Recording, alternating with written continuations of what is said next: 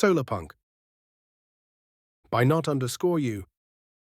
Chapter 1. Ruth sat on the very edge of the shade, silently looking out at the descending blue reflective solar panels that stretched out in front of her.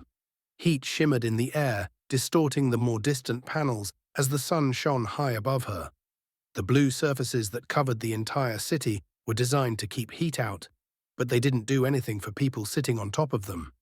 She was sweating intensely, her multiple layers of clothes covering her body completely. She glanced down at the power meter next to her. It was about 95% full, meaning she would only have to sit here for another about 10 more minutes. Resuming her watch over the roofs below her, she kept an eye out for any other power siphoners. She likely wouldn't spot any, but it never hurt to be careful. Rival siphoners might try to steal their prize for a bit of extra cash. The gang didn't care if you brought back more than one full power bank, as long as you brought back one at all. The term siphoner was a bit misleading, but it was what the crime was called.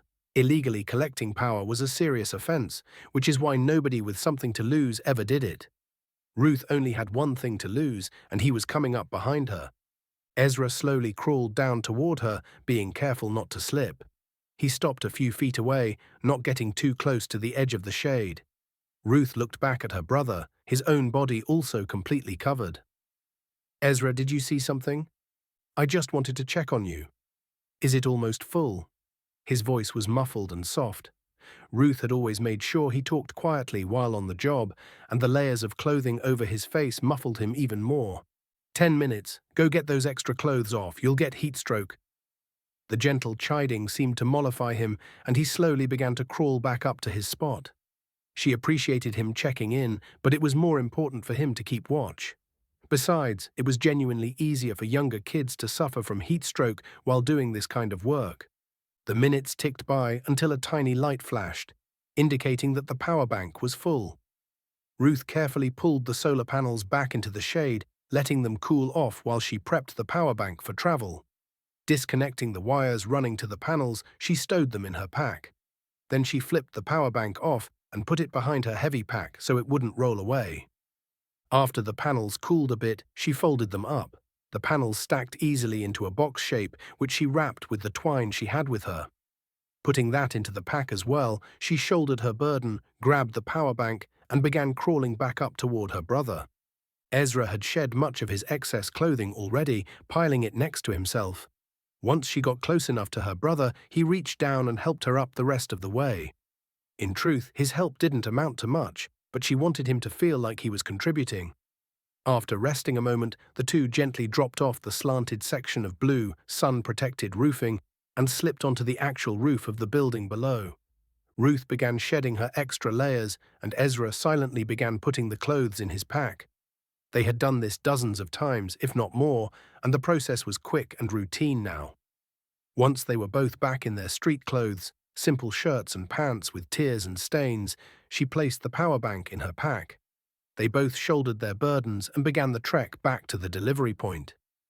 Ruth had found that sticking to the rooftops often meant less trouble. Constable patrols rarely came up this high unless they got a tip, choosing to stay on street level more often than not. It wasn't without risks, but Ruth would rather take her chances with jumps between buildings than with local law enforcement. The siblings' bare feet padded gently on the flat roofs as they made their way to the outskirts of the city. The drop-off point was a way out, though Ruth had learned long ago that the power banks would eventually make their way closer to the heart of the city. As the elevation of the buildings began to decline, Ruth began looking for a spot to drop or climb down to the street. This far out, the buildings were only a few stories high, and she could start to see the light's edge in the distance, the place where the solar reflectors ended their coverage and where hot, desolate wasteland began. Today's drop-off point was only a few streets away from the edge, near to the train station. She had delivered there a few times, and it was one of her least favorite places to go. It was close enough to city infrastructure to be patrolled, but far away from the areas where she and her brother typically stayed. She sighed as she scoped out her options. There was no use complaining, their handlers didn't seem to care about inconveniencing any of the dampiers they employed. Annoyed, she mentally chided herself for using the name they gave people like her and her brother, dampiers. She had looked up the word once, on a rare trip to the library for her brother. They were half vampire, half human. They could apparently walk in the sun and not turn to ash. The irony was not lost on her. The Nosferatu gang prided themselves on staying cloaked in the darkness of the city, ruling from the shadows. Sending orphaned kids to do their dirty work siphoning power meant they didn't have to go near the burning sunlight. Not that any of the gang were fictional monsters, of course, but every street gang needed some kind of theme, and the Nosferatu were the most recognizable by far. Leaning into the vampire aesthetic was their way of instilling fear and respect in people, and it worked. Ruth had met kids who would rather starve than approach one of the ghouls who rounded up children for work. Ruth had only met a handful of the ghouls, but she knew there must be dozens, if not hundreds, in the city. They were the ones who handled dampiers like her and her brother. She wasn't a gang member, but she worked for them often enough that they likely considered her one. Today's ghoul, a guy named Richard, was the one she saw most often. Whenever he found her looking for work, he was quick to offer her a siphoning job.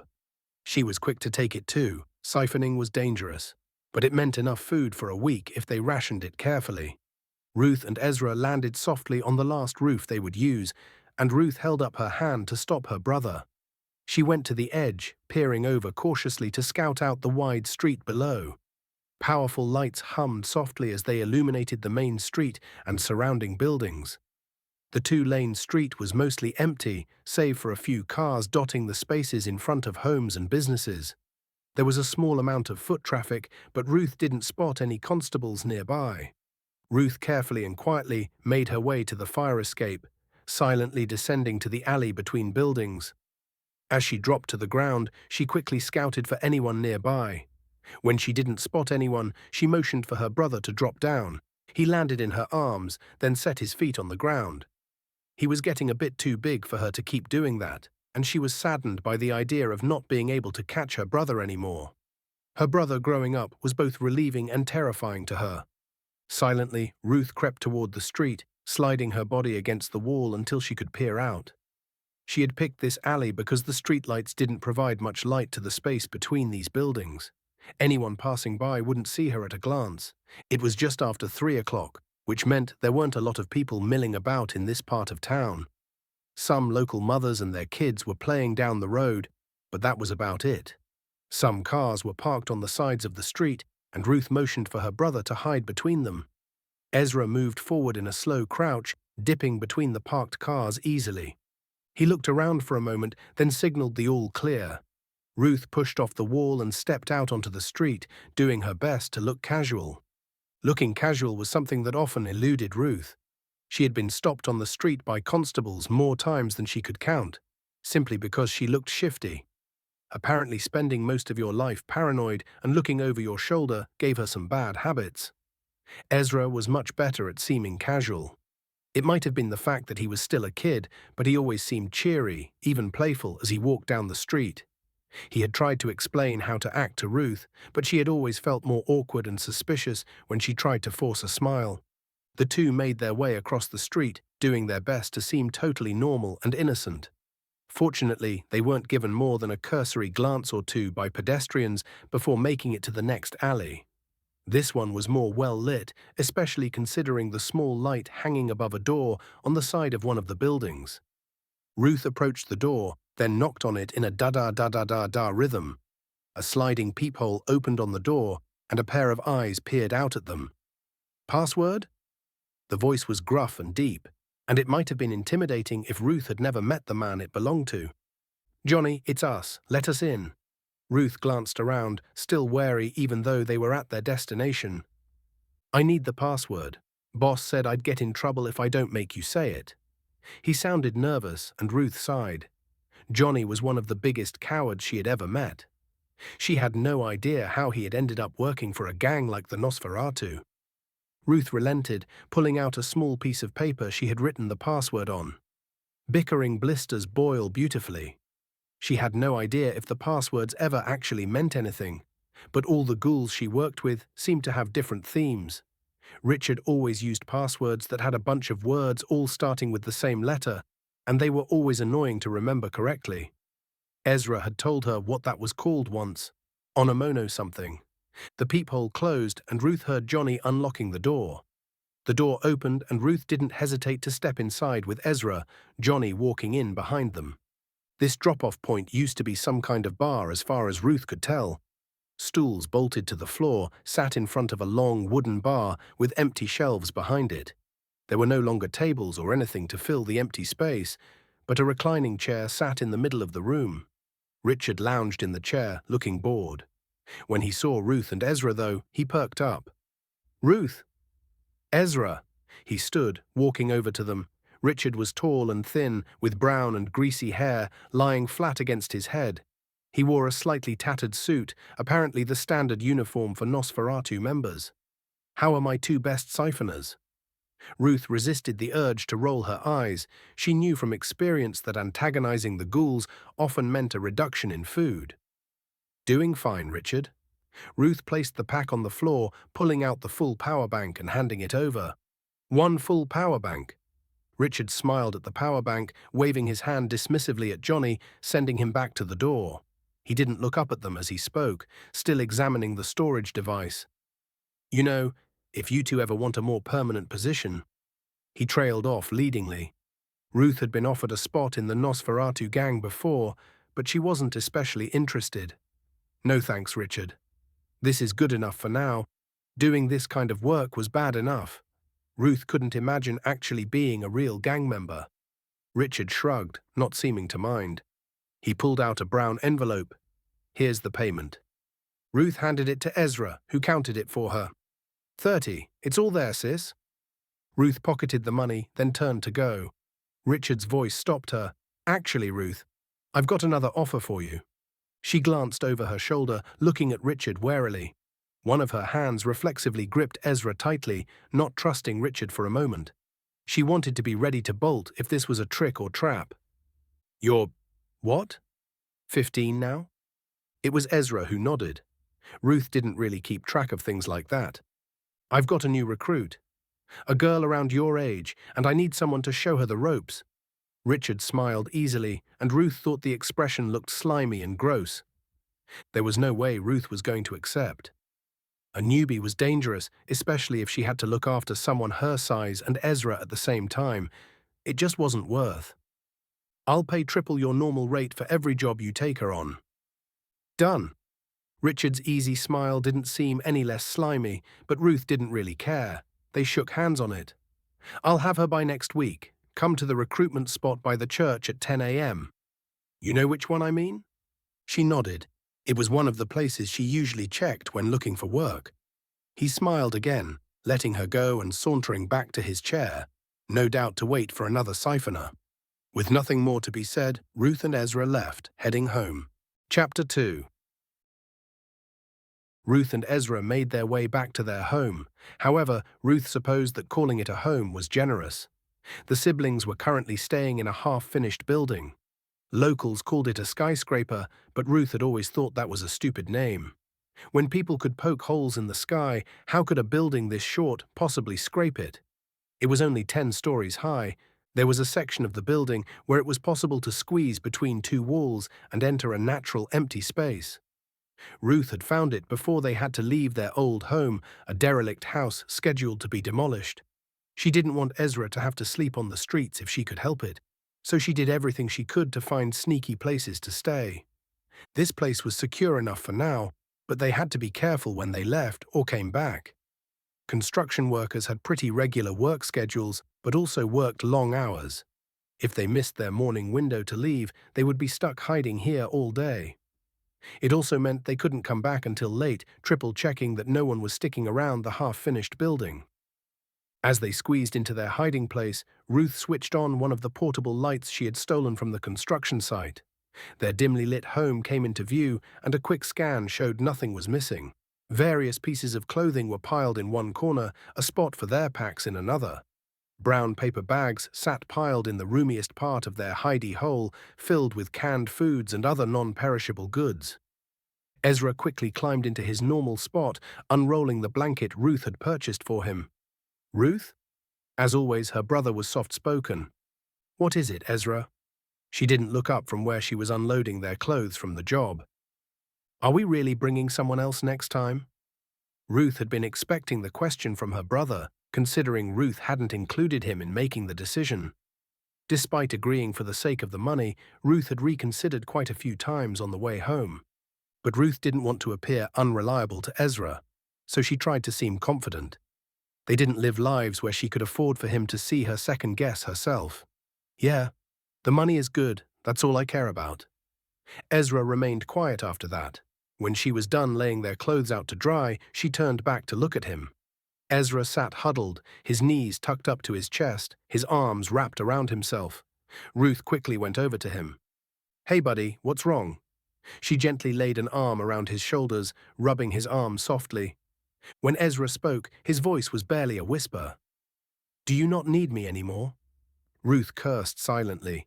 Trying to seem tough had apparently backfired on her. "Of course I need you, Ez. You're my partner no matter what." It was easy to forget how easily his feelings could be hurt. Ruth had raised him to be tough when they were out and about, but he was pretty emotional when it was just the two of them. They only had each other to rely on, and Ruth tried to make sure he knew that. Adding someone else to the mix without asking him must have felt like a small betrayal. He tilted his head to peek up at her, and she smiled at him. He slowly returned the smile, then wiped his nose with his arm. "Thanks. I love you, sis." "I love you too, Ezzy." Once she was sure he was okay, she opened a can of beans for dinner. They couldn't heat them up, but Ezra never complained about cold food. She handed him the can and a spoon, and he ate with gusto. Ruth laid back against the clothing pile, resting for a bit. Her mind went back to the deal she had made with Richard. Newbies were dangerous, very dangerous. All it took was one slip-up, and the constables would catch them, confiscate their equipment, and probably beat them senseless for good measure. She had seen it happen a few times, street kids getting beat for siphoning power. After that beating would come the punishment from the gang for losing equipment, and Ruth had only heard dark rumors about that. Why did Richard want them to train up a new kid anyway? Ruth and Ezra always delivered and never got caught. Why was he putting them at risk like this? Besides that, why was he paying triple for it? It didn't make sense, but Ruth had given up the idea of Richard making sense a long time ago. The actions of gang members always seemed so stupid to her. Working with the Nosferatu gang was dangerous work, but it was also the easiest way to make reliable money. If it put food in her brother's belly, then she would do almost anything they asked her to do. Fortunately, they only ever asked her to siphon these days. No drug or gun running, which would probably get her killed, and aside from the occasional offer, they never tried to force her to join up. They knew that if they waited long enough, she would come knocking on their door. Everyone did, but she had never been asked to show someone the ropes before. When she had started doing this, just after her parents had died, no one had shown her the ropes. They had sent her out with their junkiest packs and power banks and thrown her at the nearest roof. She had gotten sunburned and had to hide out for over a week until her skin paled again. Training Ezra had been tricky, but he had heard her talking about it for years before finally going out. She sighed. This was all too complicated for her. Ruth was pulled out of her thoughts when Ezra tapped her foot with his own, and she sat up to take the can of beans from him. He had left her about half, and she gladly began eating. There was no use thinking about the reasons why anymore. She had agreed to a job, and she would get it done. The days following were fairly routine. They spent the money to purchase a mix of fresh and preserved foods. The fresh food would be their reward for a job well done, the only bit of extravagance in their lives. Their days would be spent practicing sneaking and rooftop running. Ruth made Ezra practice between jobs. They both needed to be as skilled as possible to not get caught when it actually mattered. Ruth also spent some time scoping out the church. Richard had said they would be meeting a new girl around her age, and Ruth wanted to see if the girl was hanging around for a job. Ruth knew the faces of almost every Dampier who worked around this part of the city, and no matter how often she watched, she never spotted a new girl the right age. When the day finally came, Ruth and Ezra packed their bags of clothes and headed toward the church. The building stood apart from everything nearby, isolated from the rest of the city. It was closer to the city center, the power plant that cut the city down the middle, visible in the distance. This close to the center, the city's ceiling was far enough above that the high spires of the church didn't even come close to touching it. Even the support beams for other buildings didn't approach the square where the church was located. It was like the church was claiming to be better than all the other buildings around it, untouchable in every way. Ruth led her brother around to the side of the building where a soup kitchen had been set up by the priests and nuns. Ruth and her brother got in line and began casually scanning for Johnny. The church did this event every other day, and the Nosferatu gang had seen it as an opportunity to look for troubled youth looking to make a quick buck. They got their food and sat at the gathered tables, careful to keep their bags in their laps as they ate. Letting another homeless person steal their clothes would be a stupid mistake to make. They idly munched on the plain meal until Ruth finally spotted Johnny approaching the throng of people and nudged her brother. "He's here. Eat a bit slower." They never approached too quickly, lest they draw unwanted attention. Instead, they finished their food slowly as Johnny got his own bowl. The ghoul was a regular here, and he quickly grabbed a seat with some kids and teens that Ruth knew were siphoners. As they finished their food, the kids all wandered off in different directions, no doubt heading to pickup points for their equipment. When Ruth and Ezra finished, they made sure to walk by Johnny's table on their way to return their bowls. He saw them, then quickly finished his own food. As they walked off toward an alley, Johnny meandered behind them. Despite how little Ruth thought of him, he was at least competent enough to not seem too suspicious about it. They stopped in an alley a street away, and a few minutes later, Johnny walked between the buildings. Ruth glanced around to make sure no one else was nearby. "Hey, Johnny, where's the rookie?" Johnny smiled awkwardly, rubbing his hand on the back of his head. You'll meet her at the pickup point. She's waiting with the gear." Ruth's eyebrows shot up. That was weird. Why would a new girl already be with the equipment when the experienced siphoners didn't even know its location yet? "Really? Why?" Johnny seemed a bit nervous. "I don't really think I should talk about this." "Come on, Johnny. I just want to know what I'm getting into." Ruth knew that pressing Johnny for answers usually yielded results. Despite the fact that he was much bigger and older than her, the man was a pushover and a gossip at heart. He also seemed really anxious around her for some reason. Johnny glanced around, as if nervous he would be overheard. Then he leaned in, whispering, "I overheard Richard talking about how this girl is the daughter of one of the thralls. Her dad wants her to get some experience with the gang from the ground up." Ruth felt alarm bells go off in her head. Thralls were the rank above ghouls like Richard and Johnny. They ran whole areas of the city, blocks of businesses and homes under their protection. Ruth and Ezra were supposed to escort the daughter of a guy who could have them killed without a second thought. Ezra spoke up, surprising both Ruth and Johnny. "Isn't she too important for that? I thought only homeless kids like us did this kind of stuff." Ruth patted him on the head, glad her lesson about never saying the word siphon out loud had stuck. "He has a point, Johnny. If this all goes sideways, I don't want to get offed by an angry thrall." Johnny's eyes widened in panic as he saw them grow more nervous. "No, it's fine." His voice was still hushed, but he tried to be as insistent as he could. "You two are the best we have around here. We'll pay triple, quadruple." He seemed desperate, like he needed this to work out. Ruth hadn't been aiming for more pay, but the idea of 4 times the normal amount was enticing. "Okay, Johnny, but I want full pay, even if we have to come back without a full bank. Making sure the girl stays safe is going to be my main priority." Johnny's face broke into a nervous grin, and he nodded eagerly. "Yeah, totally." Ruth sighed, already regretting the decision. This was all seeming a bit sketchy to her. "Just give me the details for pick-up and drop-off, and we'll do the rest." Johnny relayed the details to them and quickly wandered back to the church square, no doubt to scout out more kids to work. Ruth and Ezra made their way to the pickup point, a warehouse a few blocks away. Ezra seemed excited at the idea of so much money, but Ruth only grew more nervous as they approached their destination. In her experience, if a deal seemed too good to be true, it often was. Ruth made sure Ezra kept an eye out as they approached the warehouse, carefully watching for any signs of a trap. She knew he was careful, but she took every chance she could to build good habits in her brother. The warehouse was on ground level, with other buildings using its roof for support. This far into the city, buildings tended to get higher off the ground, often layering on top of each other unless they were tall enough to approach the city ceiling by themselves. The ceiling loomed far above, hanging lights illuminating the buildings and streets. Walkways and elevated trams ran above their heads, casting shadows down on the ground that danced as people and trams moved along them. Ruth examined the warehouse door. She ignored the main cargo doors and brought Ezra to the side entrance. It wasn't locked, so she opened it slowly, peering into the room.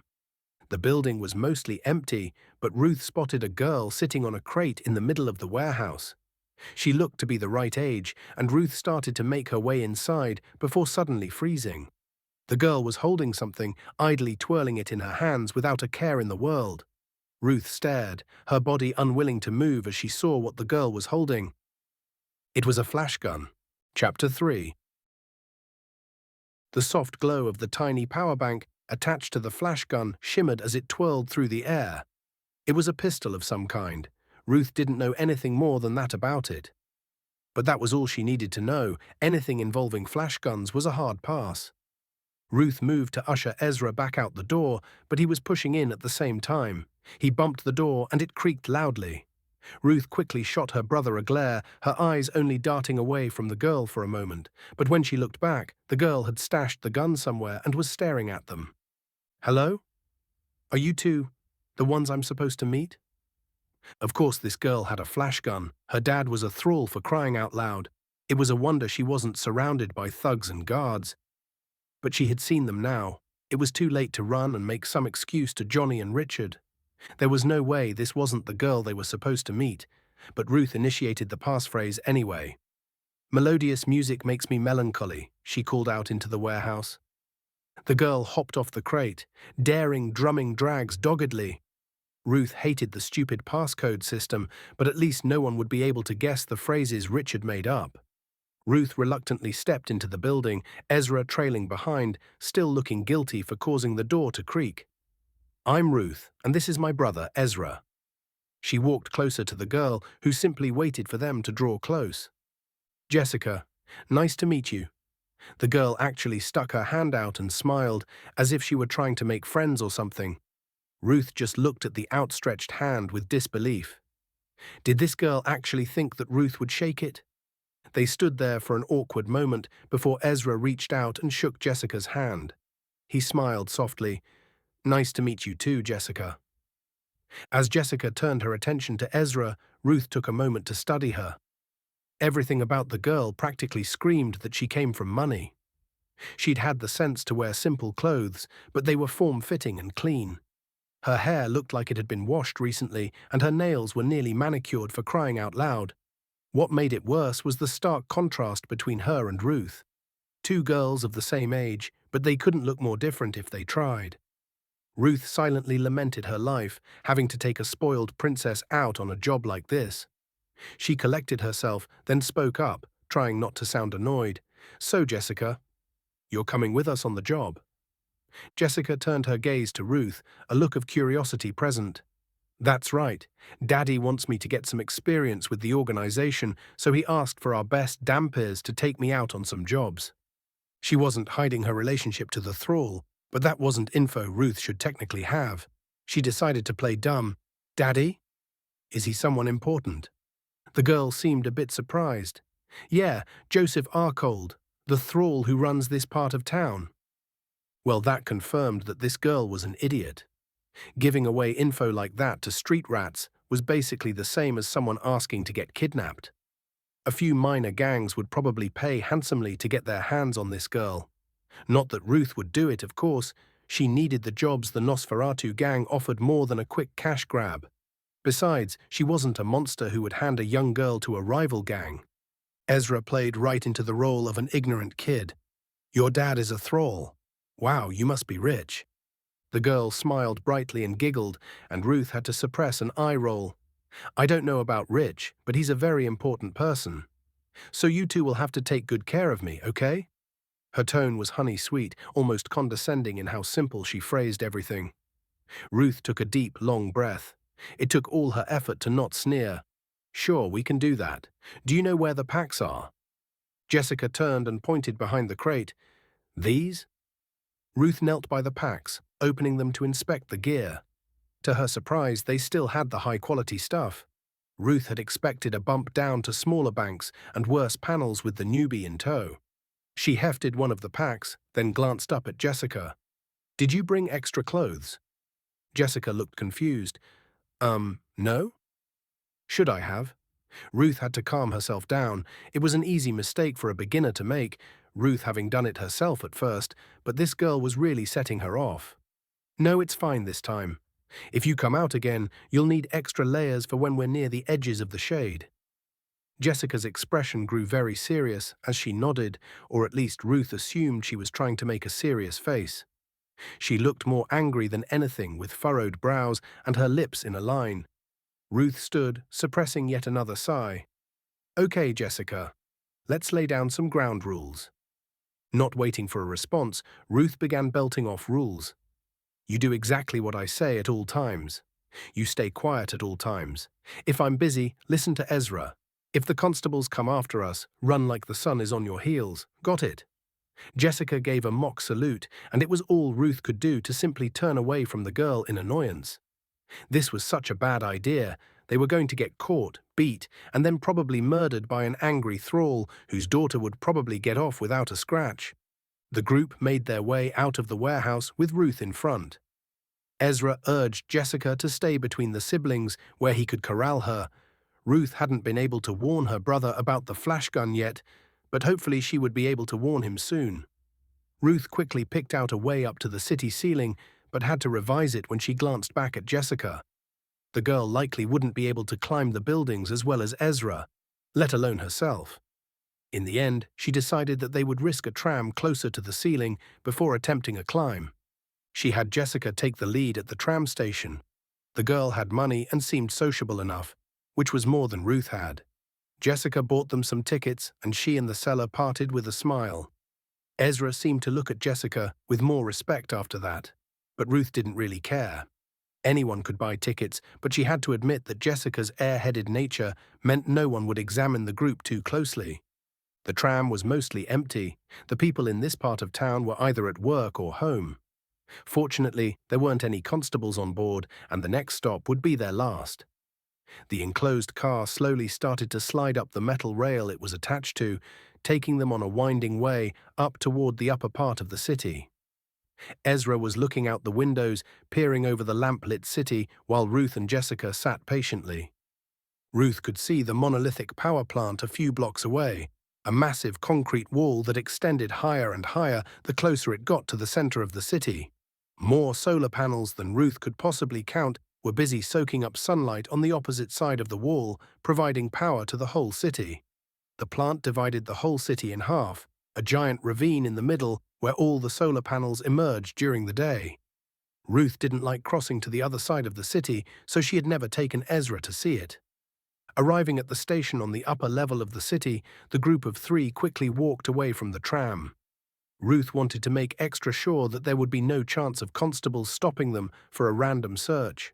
Large walkways sprung out from the sides of buildings this high up, nearly 15 stories into the air. The walkways closest to the power plant basically became roads in the sky, though most homes were located further down. The city ceiling was only about 3 or 4 more stories above their head. Ruth spotted a fire escape leading up to the rooftops above and began leading the group in that direction. Jessica, for her part, didn't gawk or even chatter like Ruth had expected. The tag-along seemed to be doing her best to remain a quiet follower, which Ruth begrudgingly appreciated. When they reached the fire escape, Ruth led them past it, quickly glancing around for any signs that someone might catch them as they climbed. When she confirmed that the coast seemed clean, they quickly doubled back to the fire escape. Ruth looked at Jessica pointedly. "We won't be able to lower the ladder for you, it'll make too much noise. I'll climb up, then reach down and help you up, okay?" Ruth expected Jessica to be indignant or counteract the suggestion. Instead, the girl simply eyed the structure before nodding. Ruth turned her attention to the fire escape, setting her pack down. The ladder up was hanging about 8 feet into the air, and she was only around 5 feet tall. The buildings in this part of town weren't as nicely put together as the ones down below. The higher up you got, the more construction seemed to be about function over form. which meant buildings often only had basic lights hanging on the outside instead of any kind of decoration. Several bricks weren't flush with the wall, and Ruth was barely able to use them as hand and footholds to make her way up to the fire escape. Once she made it up, Ezra tossed the packs up to her. After all their baggage was on the landing, Ruth tested the sides of the fire escape to make sure they wouldn't break as she hauled two people up. Satisfied that the railing could take the weight, Ruth leaned out over the edge, letting her body dangle downward. Jessica had to jump a bit to grab Ruth's hand, and Ruth grunted with the effort. Jessica was heavier than she looked. Ruth pulled her up slowly, grunting with exertion. Jessica used the wall to help her gain height, walking up it as Ruth pulled. After a minute, both girls were up on the fire escape, breathing heavily. After catching her breath, Ruth leaned back out over the edge, and Ezra expertly ran up to the wall, jumped, then kicked off the bricks to gain more height. He was lighter than Jessica, but still heavy, and Ruth grunted with exertion as she hauled him up. Her arms burned with effort, and she could feel her face grow hot as she strained. After what felt like an eternity of pulling, Ezra grabbed onto the landing and lifted himself up the rest of the way. Ruth caught her breath as the other two picked up the packs. Ezra instructed Jessica to remove her shoes in order to make as little noise as possible. Jessica complied, stuffing the shoes in her pockets. As a group, they all made their way up to the roof of this building, treading silently over the metal grating. Once they reached the top, Ruth was relieved to see that the ceiling panel she had been aiming for was set just above this building, only about 5 feet up. She walked under the ceiling panel, then set her pack down, turning to Jessica. "Okay, time for the boring part. We are going to climb up there, and you and Ezra will be on lookout while I charge the battery pack." "What? You mean I won't get to see the sky at all?" Jessica looked suddenly distraught, as if she expected to be out near the sun no matter what. Ruth tried to resist, but felt herself give in to rolling her eyes. "There's nothing to see. The ceiling panel above this one blocks out pretty much any angle. Besides, you didn't bring extra clothes. If I bring you back sunburned, it's me and Ezra who will get in trouble." Sunburn was a dead giveaway that someone had been power siphoning. Exposure to sunlight meant you would burn in minutes, and even minor exposure was risky. Jessica stood firm, a pout on her face. "I didn't come all this way just to play lookout. I'm going to see the sky, and that's final." Jessica lightly stomped her foot for emphasis, and Ruth had to repress a laugh. This girl was nuts. Ruth's hand twitched, her urge to slap the girl only outweighed by her desire to get paid. "If you don't let me out toward the edge, I'll get you in trouble with my daddy." And there it was, hiding behind her likely murderous father the moment things didn't go her way. Ruth had half a mind to ignore the threat, but she wasn't suicidal, especially not with Ezra in tow.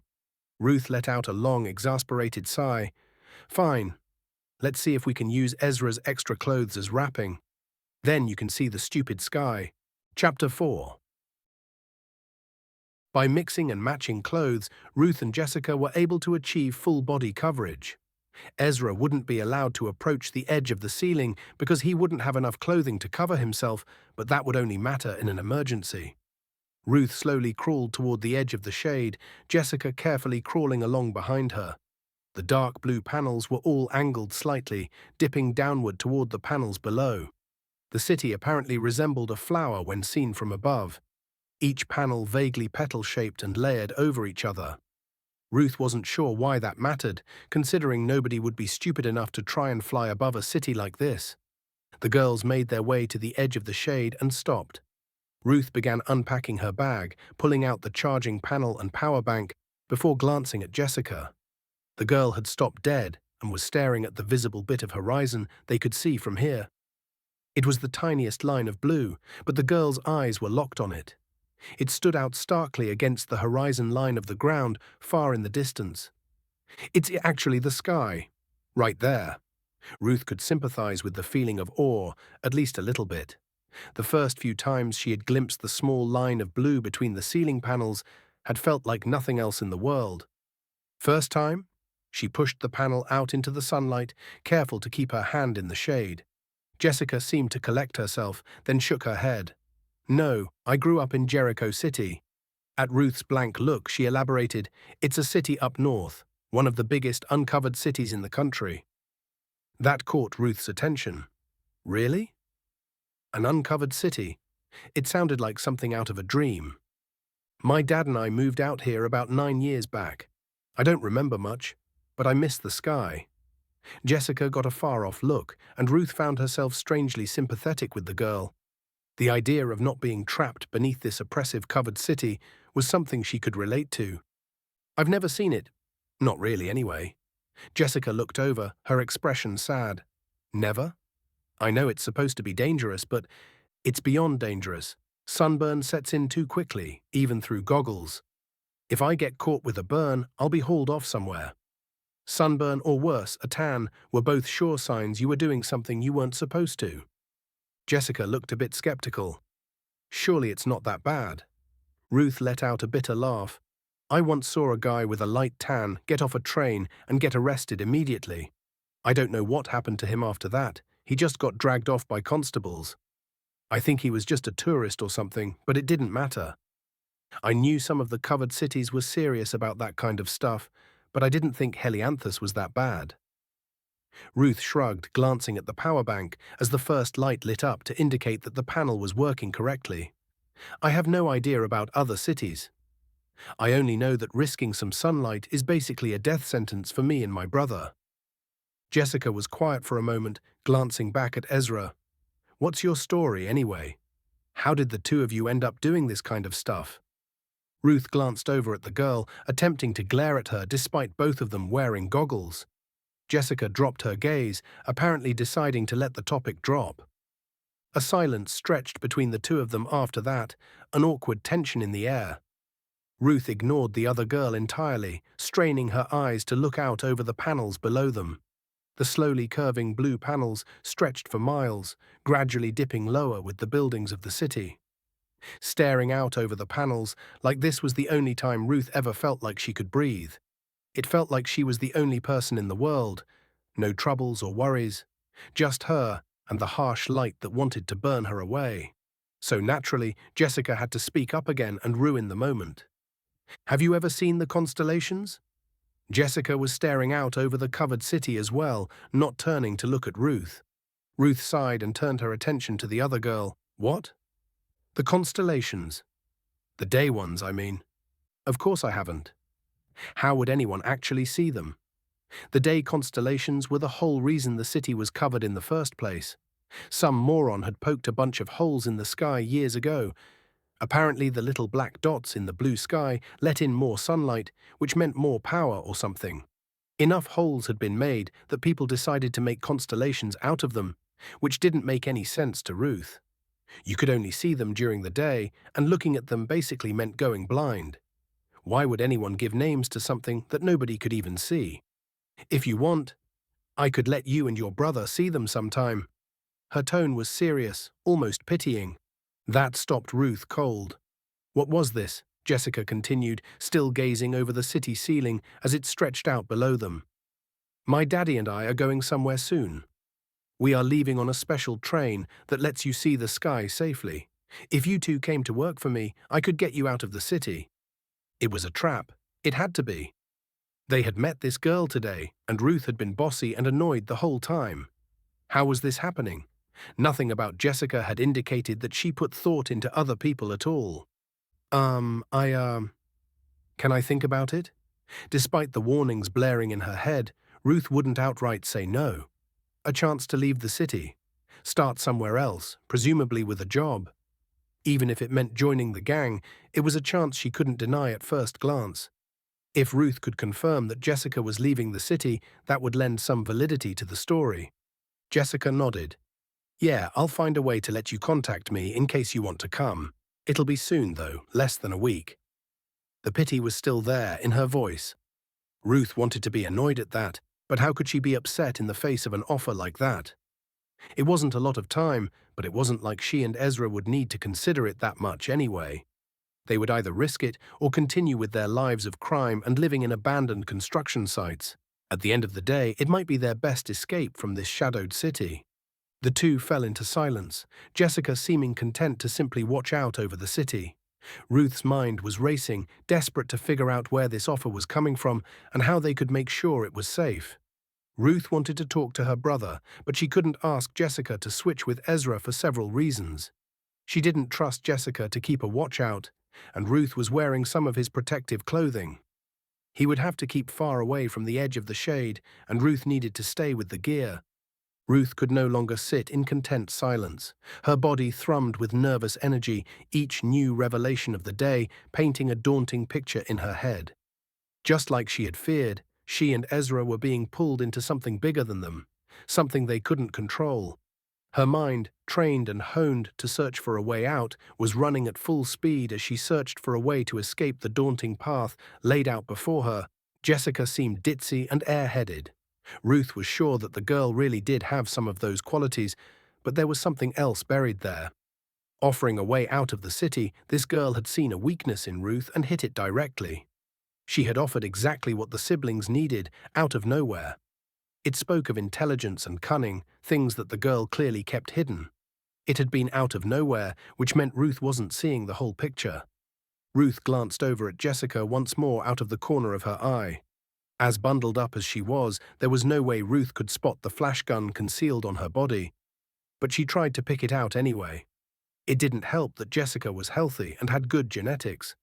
Ruth was skin and bones, all her muscle lean and hard from years of climbing and running across rooftops. Jessica had gentle curves, her body clearly getting enough food to fill out as she grew. The flash gun could be tucked anywhere against her, and Ruth would probably never spot it. Ruth ripped her gaze away from the girl, mentally chiding herself. Thinking about that kind of thing anymore would only mean her mind would wander, something she couldn't afford right now. The girl was dangerous, and she also had a flash gun. The safest thing Ruth could do was finish the job. Then she and Ezra could. Ezra started sliding down the roof toward them. Ruth quickly pulled the panel back into the shade, righting herself and getting Jessica's attention. Ezra wouldn't risk coming out this far without protection unless he spotted a patrol. Ruth crawled up to meet her brother, pulling away the wrapping from her head. "Constables?" She kept her voice as quiet as she could. Ezra nodded, serious. He pointed south, and Ruth cursed under her breath. The patrol was on lower roofs, headed higher up toward them. They had collapsible ladders that they would use to traverse buildings and scout out each ceiling panel along their route. Jessica looked nervous, her body fidgeting. "What do we do?" Ruth shot her a glare, holding a finger to her lips. She had to think. This was bad. They didn't often get this close to patrols, and it would be hard to run with Jessica in tow. Escaping upwards toward the power plant was their best chance to get away, but Ruth wasn't sure the group could handle the route they would need to take. "How many?" she asked her brother, hoping for a miracle. He held up 5 fingers, and Ruth felt her heart sink. 4 was the average patrol size, but sometimes they had less. 5 meant they were probably training a new recruit, which meant they would be extra thorough with their searches. There was no way they could hide up here. Ruth frantically racked her brain, feeling the pressure of running out of time when Jessica grabbed her by the shoulder. "Quick, get your brother dressed in the extra clothing." Jessica had started removing her extra layers, throwing Ezra's clothes at him. Ruth didn't hesitate. Any plan that involved protecting her brother was fine with her. When Jessica began removing all her extra clothing and tossing it to Ruth, the whole picture came together. A sudden moment of panic overtook her as she realized what was about to happen. "Jessica, don't do this." Jessica glanced at Ruth but didn't stop removing her extra layers. None of them stopped, not even pausing as they frantically worked to exchange clothes. Despite her objection, Ruth wouldn't pass up this chance. Ruth cursed herself for letting this happen. This whole idea was nothing more than jumping out of a frying pan and into the fire. But there was nothing else she could do, not if she wanted to keep herself and her brother safe right here and now. Ruth and Ezra finished covering themselves, quickly examining each other for gaps where the sun could hit exposed skin. Jessica grabbed Ruth by the arm once more. "I'll contact you tomorrow. I'll be fine, and I won't let you two take the fall for any trouble." It was a nice gesture, but Ruth wasn't about to hold her breath. The kind of men who ran the Nosferatu gang weren't known to be the forgiving types. But instead of arguing, Ruth simply nodded. "Thank you." Ezra looked between the two of them, still not quite comprehending what was happening. Ruth grabbed him and brought him back down toward the edge of the shade. Jessica crawled back further into the shadows, toward the edge of the city ceiling panel where they had climbed up. Jessica glanced back at Ruth, a soft smile on her face. Then she hopped down onto the rooftop below. Ezra tensed as he watched Jessica go, whipping his head frantically between the edge and his sister to ask a silent question. Ruth only shook her head. Now wasn't the time. She took deep breaths, bracing herself for what was about to happen. She silently cursed every constable, gang member, and person she had ever met who had put her in this situation. Gathering her courage, she found herself giving silent thanks to Jessica. Maybe the girl wasn't so bad after all. Then Ruth dragged her brother out of the shade and they stepped into the sunlight. Chapter 5. The light was almost too intense, the heat almost unbearable. A life spent in shadow and shade meant that even normal sunlight would have felt abrasive and harsh. The sunlight raining down on Helianthus was much, much worse.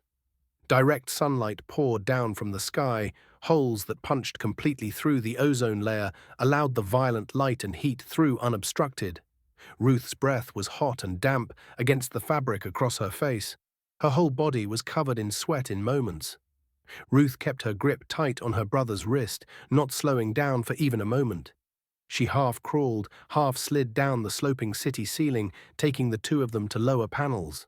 Their only chance to escape the constables was to work their way down and sneak back under another panel lower in the city.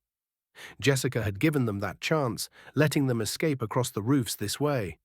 Jessica would be fine, Ruth was sure of it, mostly sure. Everyone knew that the cops worked for either the Nosferatu gang or the power plant. Jessica would be released if the constables were dirty, and she would be taken in and probably released within minutes of reaching the station if not. It made sense to let her and Ezra escape. They would probably be beaten half to death if they got caught. All these thoughts ran through Ruth's mind as she slid down a ceiling panel. The panels were designed to disperse heat, but they were still scalding to the touch. Ruth could feel the intense heat with every step or grab. Her hands and feet, her knees and arms, her entire body burned as she desperately took her brother lower and lower. She could only guess how far they had to go to be safe. 2 panels? 4? She wasn't sure. She had never in her wildest dreams thought about traveling this way, and she didn't know how far they needed to go to be safe. Her eyes swam and her brain fuzzed ominously.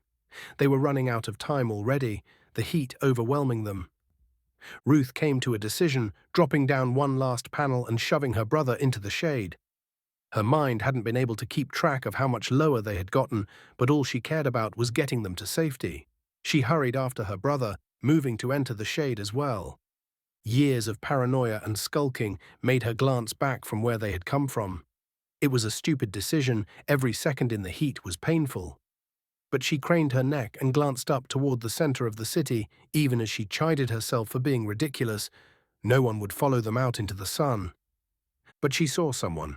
At least, it looked like someone. Ruth stood stock still, her eyes glued to the figure in the distance. A person was standing at the peak of the city, atop the power plant walls that marked the highest place a person could go. They were just standing there, arms outstretched, as if basking in the sun that could kill them with ease was an enjoyable thing. They weren't even wearing layers that Ruth could tell, just simple clothing that exposed pale skin. The person was framed by several daytime constellations, but she wasn't sure which ones. Wallace. Or maybe Fritz. The black spots in the sky showed space unfiltered, and they hung in the sky around the person as the shimmering heat distorted their features.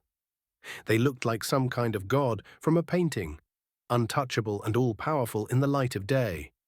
Ruth was so dumbstruck that she didn't realize she had been standing there frozen until her brother roughly pulled her into the shade and began pulling off her excess clothes. What? Ruth panicked for a moment, pulled out of her stupor before realizing that Ezra was looking at her with worry. "Sis, you okay?"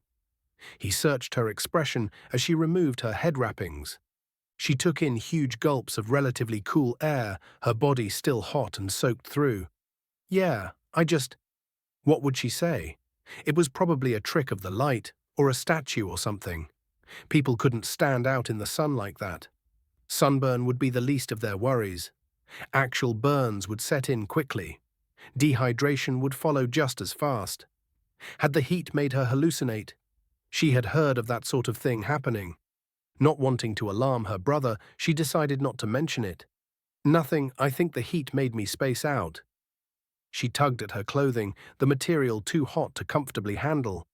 He looked like he didn't believe her, but he knew not to argue when they were still on a job. She knew he would probably bring it up later. Fine. So what now? Are we just leaving Jessica? Let's see where we are first. Ruth needed to get the lay of the land. She didn't know where they were, or if they could even get down from here. Ruth crawled further into the shade, grateful that the city ceiling panels did their job and kept everything cooler in the darkness. When she reached the edge, she was relieved to see they hung about 5 feet above a rooftop. A quick glance around showed no one nearby, so she and Ezra dropped to the roof of the building. Ruth quickly snuck to the edge of the roof, looking around to see how far they had made it. She quickly spotted the tram station, then let her eyes trace the path they had taken to get to the roof from earlier. They were about 3 blocks away, on a slightly lower elevation. That was good. They should be able to get even lower while staying on the roofs. There was no sign of the constables, even though it had only been a few minutes. Ruth almost pulled away, almost let herself forget about Jessica and leave. But the other girl had helped them, stuck her neck out. Ruth could at least make sure that Jessica was okay before getting her and her brother to safety. You can look around for a few minutes. We'll try to make sure she's fine, but then we're leaving. Ezra smiled at her, and Ruth couldn't help but smile back. Her brother was too nice for a life of crime, which was a thought that hurt to have. They began peering out towards the streets and rooftops, scanning the shadowed and dimly lit areas nearby. After long minutes of staring at every movement they could see, Ruth tapped Ezra's shoulder to get his attention. Down there, she pointed, and Ezra followed her gaze. Jessica was being roughly escorted by some constables. Ruth frowned as she observed the situation. Jessica was in cuffs, and she looked disheveled. Her hair was tousled, and her clothes were ripped slightly. With a start, Ruth realized that the constables must have wrestled her to the rooftop with force. Those men definitely didn't work for the Nosferatu gang then. In fact, Ruth realized that they weren't walking toward the nearest constable station. She knew that there was one nearby, and the group was going in the opposite direction. That was odd. What are they doing? Ruth wondered aloud, keeping her eyes glued to the small procession. The constables were gripping Jessica's arms tight, forcing her to walk even as she protested. People quickly moved out of the way of the lawmen, and the ones who were too slow got kicked roughly aside. That was not normal at all, and Ruth began to feel a growing dread in her chest. These men. Were they really constables? Were they members of a rival gang, posing as the law, or something worse? Ruth had no idea, but she knew that they seemed angry and dangerous. She came to a quick decision. Ezra, run back to the church. Go as fast as you can. Johnny might still be there. Tell him what's going on and to send help. Ezra almost ran off, but stopped himself before he had taken more than 3 steps. What about you? I'm going to tail them. If I see a chance to help her break free, I'll take it. Ruth's words weren't entirely selfless. Annoyingly, she felt a personal desire to help the other girl, but she tried very hard to convince herself that she was only doing it to protect Ezra and herself. If something happened to Jessica, she and Ezra would be on the chopping block. Ezra seemed to see right through her, though, and quickly hugged Ruth. I love you, sis. Then he ran off, climbing down to street level so that he could make his way back to the church as quickly as possible. Ruth stashed the packs and extra clothes on the roof, hoping and praying that she would be able to come back for them later, if only so they didn't have to scrounge up more clothes. She only kept enough extra cloth to cover her face, knowing how bad it would be for the constables to get a good look at her. She quickly made her way across the rooftops, trying to get ahead of the constables. Once she had a bit of a lead, she would have enough time to make her way to ground level and tail them more easily. The problem was that it seemed like every time she got ahead of them, they would change their route for some reason. Ruth was sure she hadn't been spotted, but the constables seemed very wary about the idea that someone could be following them. They kept doubling back or changing streets for a block or two. The first couple of times, Ruth nearly lost sight of them, panicking as she frantically hopped from roof to roof. Eventually, though, she noticed that they were sticking to a set destination somewhere. They always oriented themselves in a certain direction, their changing routes actually helping her narrow down where they were headed. Ruth was sure that if Jessica made it to the mystery destination, she would be stuck there until the Nosferatu gang rescued her. That was not good enough for Ruth, not by a long shot. Taking a risk, Ruth scouted ahead of the constables, searching for another patrol. She spotted some constables a few blocks away, 3 of them lounging outside a shop. If they were working for the gang, this was the best opportunity she would get. Ruth made her way back, confirming that the 2 groups would run into each other in a few minutes. She quickly climbed down to street level, hissing in pain as she nearly rolled her ankle while jumping off a fire escape. She waited until the procession with Jessica was about to come into view before walking out into the street. She approached the 3 lounging constables, big burly men who were joking and smoking cigars. "Excuse me, officers?" They looked up at her, giving her a once-over. One of the men, a guy with a big moustache that twirled at the ends, spoke up. "Can we help you, miss?" He clearly pegged her a street kid, but she didn't have anything on her that would seem search-worthy. This was the risky part. If they worked for the gang, this was her chance to free Jessica. If they didn't, she might get taken along with the other girl. Ruth did her best, scared young girl impression, which wasn't very good in her opinion. "I saw some constables snag a power siphoner, but they aren't taking her to the station. I'm worried they're gonna hurt her, or worse."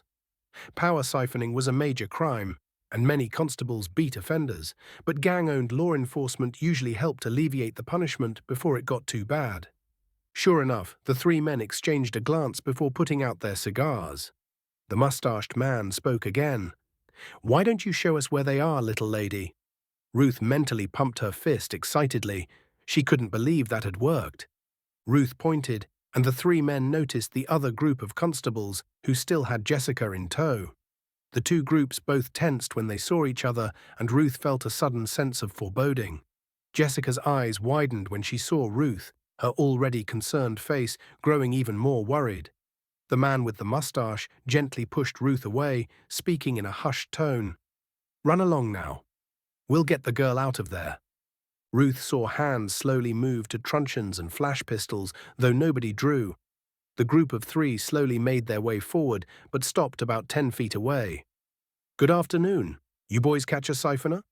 The man with the mustache spoke cheerily, gesturing at Jessica. Despite his tone, there was a powerful tension in the air. Ruth backed up a few steps, but kept her eyes glued to Jessica. The group of 5 constables arranged themselves defensively, 4 of them interposing themselves between the group of 3 and Jessica. One of the constables who had taken Jessica, a slimmer man with a scar running down his face, chimed in. "That's right. Caught her on a roof a few blocks back." That was a lie. They had gone at least 20 streets over at this point. The mustached man glanced around. "Not taking her back to the station." He gestured with one hand in the direction of the nearest constable station, his other hand gripping his truncheon tightly. "No, we ain't." The words came out heavy and flat, a solid rejection. The tension rocketed higher. Ruth could feel it in the air. Both groups of constables stared each other down for a long, silent minute. Then, with no warning at all, the constable who was holding Jessica drew his flash pistol and fired. All hell broke loose. Chapter 6. Ruth panicked. Why were these stupid constables shooting at each other? She watched in horror as her plan fell apart. She had wanted them to talk this out, not devolve into a chaotic fight. The constable's flash gun fired a beam of light through the air. Ruth knew that if the lasers hit skin, they left painful burns that blistered horribly at a minimum. If they hit dry clothing, it might burn through while the cloth itself might catch fire. Even the buildings would have blackened marks from flashgun strikes. Fortunately, the shot went wide, dissipating in the air as it traveled down the straight road. The 3 gang-affiliated constables rushed in with truncheons, quickly moving to engage the other lawmen. Hands moved from flashguns to truncheons as a brawl started. Jessica was still held by one of the men in the back, the only one still holding a flashgun. He was the youngest and scrawniest of the group, and he looked nervous as he held the pistol out. He had been the one to fire, and Ruth didn't like how twitchy he looked. She realized he must be the new recruit, and he looked totally out of his depth. Ruth had moved away when ushered by the mustached constable, but she remained close to the action, looking for a chance to get Jessica loose. As she frantically looked around for something she could use, her eyes locked with Jessica's. The captured girl glanced up at the man holding her, her eyes full of intent, then jerked her head to beckon Ruth toward them. Ruth shook her head vigorously. Jessica kept jerking her head for Ruth to come. The two glared at each other, the melee still going strong in front of them. Ruth cursed under her breath, breaking first. She quickly wrapped the extra clothes around her face and charged in. Her legs pumped hard as she sprinted toward the scrawny constable, eating up the distance between them as quickly as she could manage. The constable saw her and reacted in a panic. He whirled the flash gun around, moving it in her direction. Before he could fire, Jessica whipped her head backward and struck the man's hand. He dropped the gun with a yelp, then fell to the ground as she whirled and kicked between his legs. Ruth didn't slow for a moment. She sprinted at the man and delivered a kick to his chin as hard as she could. She thought she felt his jaw crack, and he collapsed to the ground. Jessica quickly crouched, grabbing the flash gun. Her hands were still bound, but there was no time to search for a key. If the constables noticed them running off, it would probably interrupt their fight. That was something that Ruth wanted to avoid at all costs. Jessica and Ruth sprinted toward the nearest alley, diving into the shadows as quickly as they could. Ruth's heart was pumping hard, her breath coming fast and hard. She ripped the cloth free of her face as they made their way to another street. They were moving away from where Ruth had stashed the packs, but that didn't matter as much as getting to a safer spot. Once they had crossed a few streets, they risked stopping in a shadowy section between two homes. Ruth was panting heavily, and Jessica looked worn out as well. Taking a second to catch her breath, Ruth peered out around the corner. There was no sign of any constables. It didn't mean they were home free, but it was good enough for the moment. Still panting, Ruth began grilling Jessica. What happened? Jessica was catching her breath. I don't know. They implied that they would let me off if I was part of the gang. When I told them who I was, they rushed me. Ruth looked the other girl over, noting her scuffed appearance again. Are you okay? I'm fine. She seemed frustrated, her words coming out harshly. They took my flash gun, though. Well, you took one of theirs. Fair's fair, I guess. Jessica was still holding the gun. Despite the fact that Jessica was still cuffed, something about the other girl made Ruth trust her more than she trusted herself, even with her hands bound. Jessica just looked down at the gun with a sour look, as if it was disappointing for some reason. She tore her gaze from the weapon a moment later, though, meeting Ruth's eyes. Where's Ezra? Is he okay? He's fine. He's grabbing Johnny and Richard. I thought we might need some support to rescue you. Ruth peered out around the corner again, still searching for any pursuers. Jessica seemed to wrestle with something for a moment, then sighed. Thanks, I appreciate you saving me. Something about the girl had changed. Ruth's first impression of Jessica had solidified her as an airheaded idiot. But Jessica was the exact opposite. Ruth was actually starting to think that the whole persona was just an act. Her quick thinking up on the roofs and her ability to break out of the constable's grip indicated that the girl was far more than she appeared to be. Ruth idly wondered if Jessica really did know the reason she had been taken, but quickly discarded the notion. She wouldn't have volunteered as bait if she knew she would be kidnapped like that. I think we're clear. Let's move another street or two away, then start scanning for Ezra. Ruth handed Jessica the extra clothes that had served as a mask, and they used the material to cover her cuffs and flash gun. The two made their way further away from the altercation between constables, trying to be both stealthy and casual at the same time. They began a search pattern, looking for any sign of Ezra or the ghouls. Ruth wanted to climb up to the roofs, but Jessica wouldn't be able to do it in cuffs. Leaving the girl on the street alone was asking for trouble. They searched for around an hour before Ruth decided to call it quits. He probably gave up looking for us by now. He'll be at the church. We can rendezvous there. Ruth and Jessica worked their way down, taking the longer walkways instead of a tram to get to ground level. It was coming up on 2 in the afternoon by the time they made it back to the church. The soup kitchen had been packed up, and only a few stragglers were still milling around. Ruth spotted Ezra standing with Richard just outside the church and moved to exit the alley. She pulled up short as Jessica grabbed her hand, yanking her back into the shadows. Ow! What was that for? Jessica's eyes were wide, locked onto the ghoul standing with Ezra. Something is wrong. Ezra looked scared. Ruth quickly turned her gaze to her brother. He did look scared. In fact, Richard was gripping his arm tightly, his other hand tucked into his jacket, as if he was concealing a flash gun. Ruth wanted to dash out into the open, run to her brother and rip her away from the gang member. But the whole situation screamed of a trap. If Ruth went out there, she would probably die, and so would Ezra. There was no way she could cross the open square quick enough to reach her brother before Richard acted. She began to panic, muttering to herself, "No, no, no, no, no, no." She crouched to the ground, holding her head in her hands. This couldn't be happening. She knew getting involved more deeply with the gang would only spell trouble. Her fingers clutched her hair painfully, her nails scraping against her scalp. Jessica continued to peer out, carefully keeping her body hidden. She grimaced as she observed the surroundings. There's more of them. A lot more. Ruth raised her head, tears threatening to spill out. What? I spot around 20 gang members, all milling around the church. Her voice was hard, full of emotion for some reason. She looked pained, as if the number of gang members was a sign of something terrible for her. This is really bad. I know it's bad, you idiot, Ruth hissed at her. They have my brother. Jessica whirled on her, a frustrated look on her face. She was about to speak, but clearly restrained herself as she saw the look on Ruth's face. I know, I'm sorry, I think it might be my fault. Of course it's your fault. Ezra and I couldn't draw this much attention if we tried. Ruth was feeling a bit hysterical, her mind still panicking over what to do. Ruth. Jessica knelt down and grabbed Ruth by the shoulders, her eyes intense and piercing. I need you to listen to me. Your brother will be okay. We will save him. But not right now. If we go out there, we will both die. Our only chance to rescue him is to find my father. He's the only one who can get us out of this mess. Her voice was firm and full of confidence. Ruth was momentarily taken aback by the intensity coming from the other girl.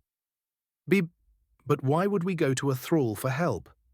With this many ghouls around, it means the orders must have come from up the chain of command. I know, but listen, I can't explain it all right now. Every second we delay is another second we are in danger. We have to find my father. He will help you.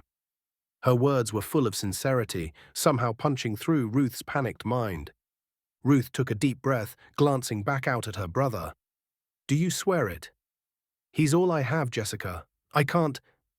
A sob ripped its way out of Ruth, the sudden swell of emotion catching her off guard. I can't lose him. Jessica leaned down, pressing her forehead against Ruth's and gripping her arms tight. I swear, I will get you two to safety. I will get both of you out of this city if you'll let me. That would have to be enough. Ruth took another deep breath, then nodded. Okay, let's go. It was physically painful to leave her brother behind, but she knew that Jessica was probably her only option for rescuing Ezra. Whatever crazy situation was going on, they clearly needed Ezra alive. She could only pray it would stay that way. The two girls slunk way from the church, darting between buildings until they found an easy way up to the rooftops. From there, they began making their way toward the city center. 20 minutes into the trek, Ruth had calmed enough to begin wondering about their destination. Where are we going? I thought thrall offices were all closer to the plant. Jessica didn't turn around, but continued forward as she led them across the roofs. A safe house. My dad set one up before we moved here. A safe house? What in the world did that mean? Ruth was about to ask, but Jessica suddenly stopped and held up a hand indicating Ruth could stop. Ruth froze behind her, worried something had happened. Jessica waited a long moment, peering out over the edge of a roof. Then she motioned for Ruth to come forward slowly. Ruth inched up, letting her gaze drift down to the street below. People were milling about, workers heading home for the evening, and families going out. Jessica whispered to Ruth, "See if you can spot any constables or gang members." Ruth looked. She had a great deal of experience looking for trouble.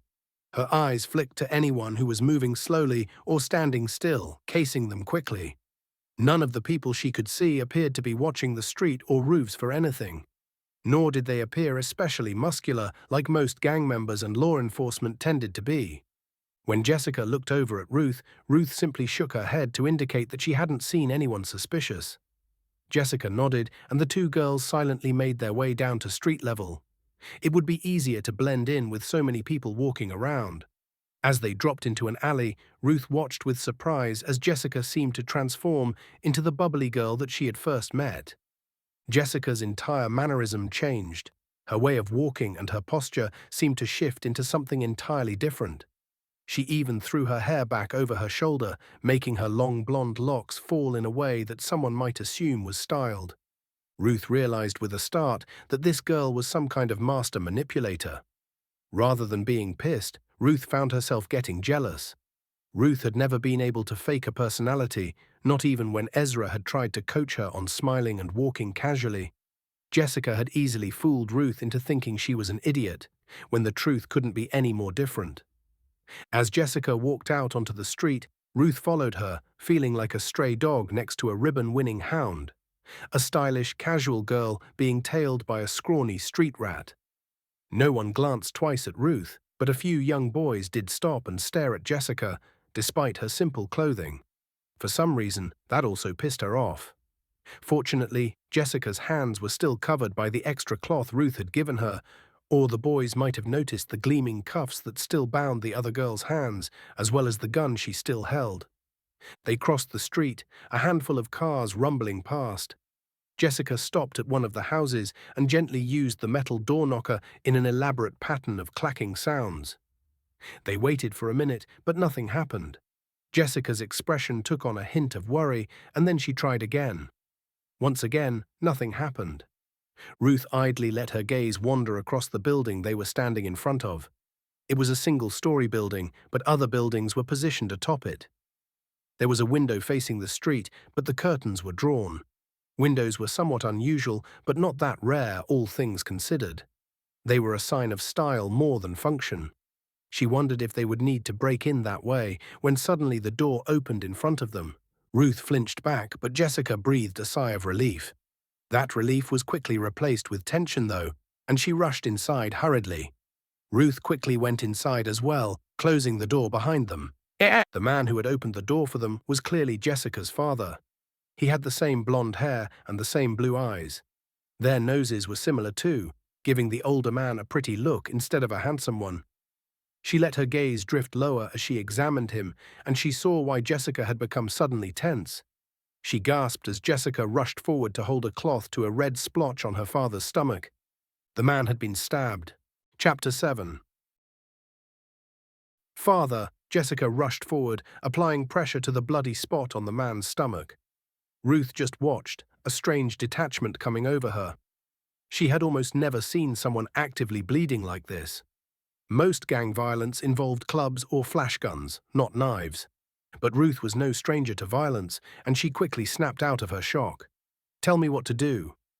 "There's bandages and a sewing kit in the room down the hall and on the left, in the closet." Jessica's instructions came fast, and Ruth hurried to obey. Locating the medical and sewing kit, she quickly brought them out and set them near a chair. Together, the two girls helped the bleeding man to the chair and sat him down. Ruth realized that he had been sitting here when they knocked, a small trail of blood visible from when he had come to open the door. "Jessica." The man reached out a trembling hand, gently cupping his daughter's face. He was an adult, but Ruth had no idea how old he was. His hair had signs of faintly graying, and he had a few lines on his face. Older than Johnny or Richard for sure, but that was all she could tell. Things like age had always been nebulous to her. Jessica held her father's hand tight, looking at him with a pained expression. "You'll be okay. I'll fix you up." She began gently peeling away his shirt, exposing the wound to open air. "Ruth, can you get some hot water, please?" Ruth quickly went to obey, taking a moment to locate a sink. She had used sink a handful of times, but she still felt like she was wasting precious seconds as she turned to the wrong knob for hot water. She threw open the cabinets and drawers before finding a large bowl. She filled it with hot water, then brought it back to Jessica. "Thanks, help me hold him still." Ruth obeyed, completely out of her element as Jessica took charge. Jessica scooped out some hot water, trickling it over her father's wounds. He hissed in pain, his muscles clenching as he fought to keep still. Ruth knew that he could probably throw her off if he wanted, but she wasn't about to let go of him all the same. This was not the time to get scared or flinch back, not when a man was bleeding like this. After cleaning his wound with water, Jessica reached into the medical kit and pulled out a tube of paste. She applied some of it to the stab wound, seeming completely unfazed by the gore. Ruth had to look away, her stomach turning somewhat. She had seen dead bodies and the like before, but gross things were still gross, and open stab wounds were not high on a list of things she wanted to look at. Once the paste was applied, Jessica dunked her hands in the water to wash them, then looked at her dad. Should I sew it up? Or bind it? Her father winced in pain again before hardening his expression. Sew it up. Ruth watched with horror as Jessica took out a needle and some string, then began literally sewing the man's wounds together. Her face must have been quite the sight, because when Jessica glanced at her, the girl actually chuckled. It's okay, Ruth. I've done this sort of thing before. She had done this before. That was as crazy as, well, as crazy as it happening now. The thrall kept his eyes squeezed shut, letting out grunts and groans of pain as his daughter sewed his skin together. Blood still flowed from the wound, but there wasn't as much as before. By the time Jessica was finished, her hands were red with blood, and she quickly dunked them in the hot water again. She grabbed the med kit again and began applying a bandage to her father's now closed wound. Once that was done, she quickly found a bottle of pills and dumped some in her father's hand. He took it, swallowing the medicine with a wince. Jessica watched him, her body relaxing a bit as he leaned back in the chair. Father, what happened? The man opened his eyes and he looked down at his daughter with a smile. Then he glanced meaningfully at Ruth, as if debating whether he should talk or not. Without hesitation, Jessica spoke. This is Ruth. I trust her. The words hit Ruth like an automobile. Trust. From Jessica, they clearly didn't know the first thing about each other. Jessica had spoken without hesitation, not an ounce of distrust in her voice. It was absurd to think that Ruth had earned that kind of belief yet. Unaware of Ruth's internal turmoil, Jessica's father nodded thoughtfully. Very well. Ruth, you can call me Michael. This is Jessica, my daughter, obviously. He chuckled at his self-admonishment, then turned back to his daughter. We were discovered. I was confronted and stabbed by one of the vampires, but I managed to fight them off and escape. Jessica looked stunned, but Ruth was only confused. Discovered? What do you mean? Michael winced again as he turned back to Ruth. My daughter and I moved here years ago to join the Nosferatu gang. It was our cover while we lived in the city and gathered information. Cover? Michael nodded. I'm a member of the GOA working under cover. He seemed to believe that this would mean something to Ruth, but she simply gave him a blank look. She had never heard the acronym before. It stands for the Governmental Oversight Agency. It's our job to monitor the general populace and cut off any unrest before it can grow too large. So you're like a constable? Ruth felt herself grow a bit more wary, but didn't pull away. Michael chuckled, his face contorting in a small amount of pain. Jessica quickly took over for her father. Not really. Father doesn't arrest petty criminals and stuff like that. He's more focused on the big bad guys, like the leader of the Nosferatu gang. That was the single craziest thing Ruth had ever heard. Are you serious? Do you guys have a death wish or something? The Nosferatu gang is Dash. They're a bunch of thugs and criminals. Michael interrupted her, his voice firm. They aren't monsters we can't fight. Ruth disagreed entirely. The Nosferatu gang had this city in an iron grip.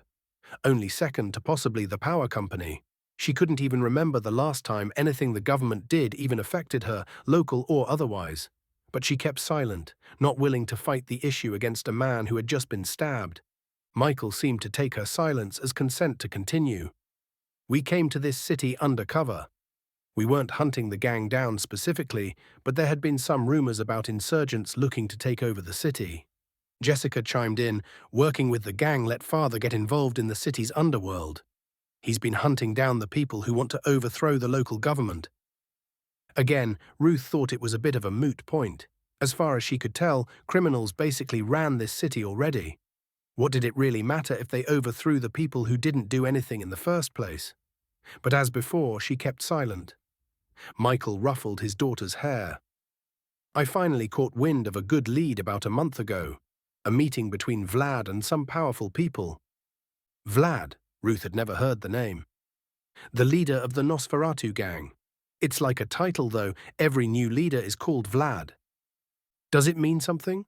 Like it's not a monster or anything? Jessica nodded.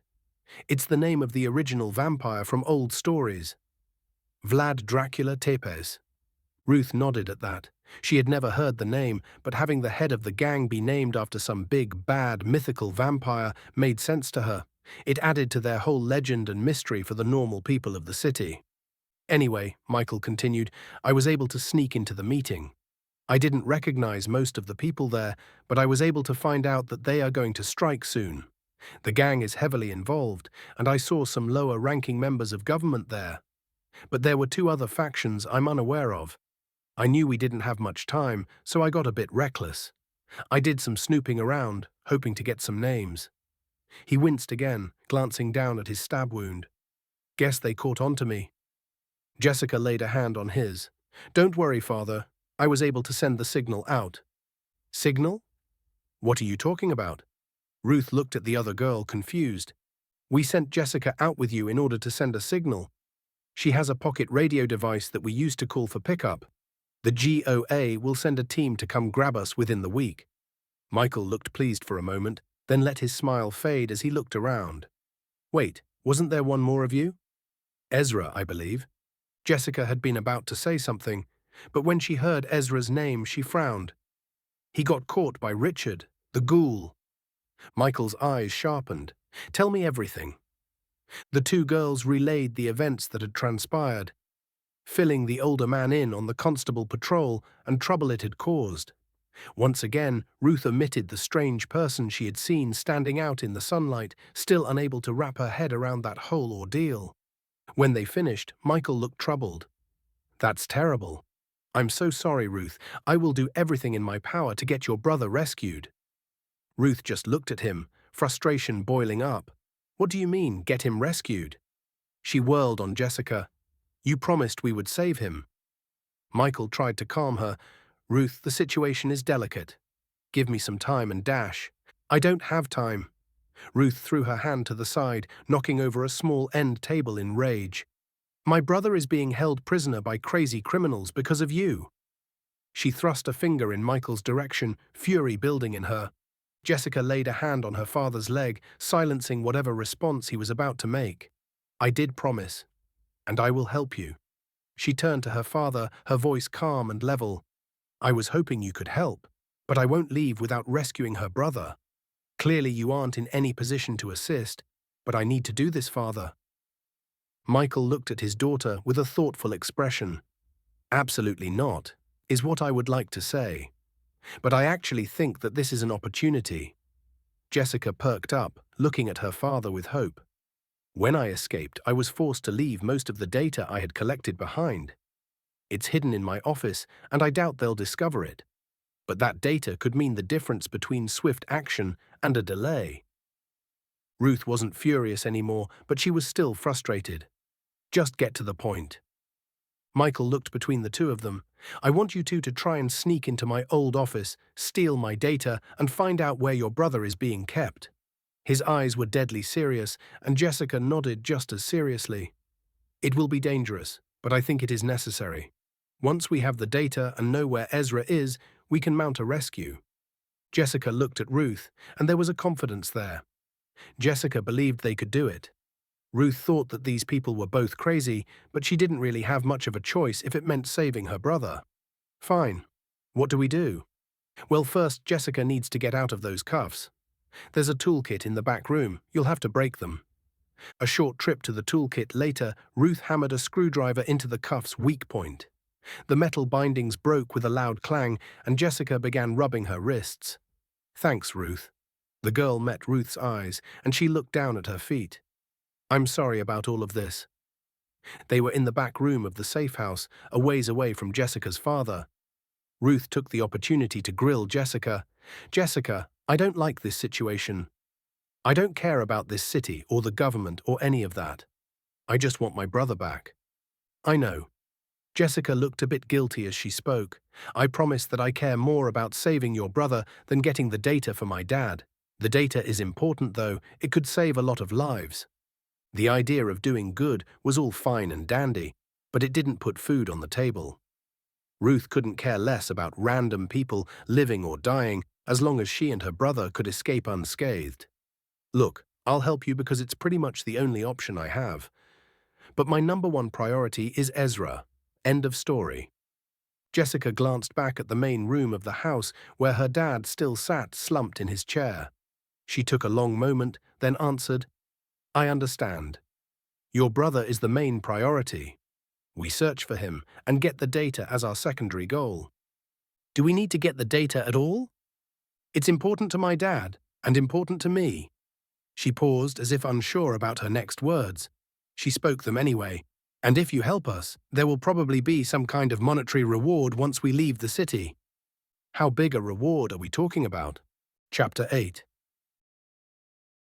The two girls decided to go now rather than wait. Michael tried to convince them to get some rest, but Ruth was too antsy to sit still. She and Jessica changed into some of the spare clothes in the safe house, then made their way out onto the street. The two girls had tentatively agreed on a plan. Ezra was the priority, and if they could also get the data, then that would be great too. It was still evening and people were walking, biking, or driving down the streets. Lights hanging from buildings and walkways above lit the roads, gently glowing as they illuminated the city. Jessica was able to blend into the crowd seamlessly, while Ruth felt like she was bumping into people constantly. Once again, she was amazed and jealous of how easily the other girl slipped into the role of a bubbly young woman out on the town. They made it about a block away from the safe house before they ducked into an alley. They climbed up to the lowest rooftops, Jessica easily climbing up. Clearly the girl had pretended to struggle earlier in the day, probably as part of her act. Once on the roof, Jessica began laying out the plan. "My father's office is in one of the main gang hubs, near the base of the power plant. That's most likely where they would take Ezra as well, considering it's the closest hideout. We'll need to get close, but the area will probably be crawling with ghouls. I know a way to sneak closer, but it won't be easy." Ruth wanted to scoff, her natural reaction being one of pride and disdain. The Ruth of this morning would have been completely self-assured that could accomplish anything that Jessica could do. Now she wasn't making any assumptions. If Jessica said it wouldn't be easy, Ruth would believe her. "What's the route?" Jessica pointed straight up, and Ruth followed the finger to gaze at the sheer wall that made up the exterior of the power plant. "Through the plant." "Are you crazy?" Jessica shook her head. "I've done it before. Once, almost made it too. How is that even possible?" Jessica waved the objection away. "I did it when I was younger. The security team let me off with a warning, but I studied the plans for the place in case I ever needed to try again." Ruth looked at the massive concrete wall that divided an entire city in half. It was enormous, full to the brim with power banks and solar panels.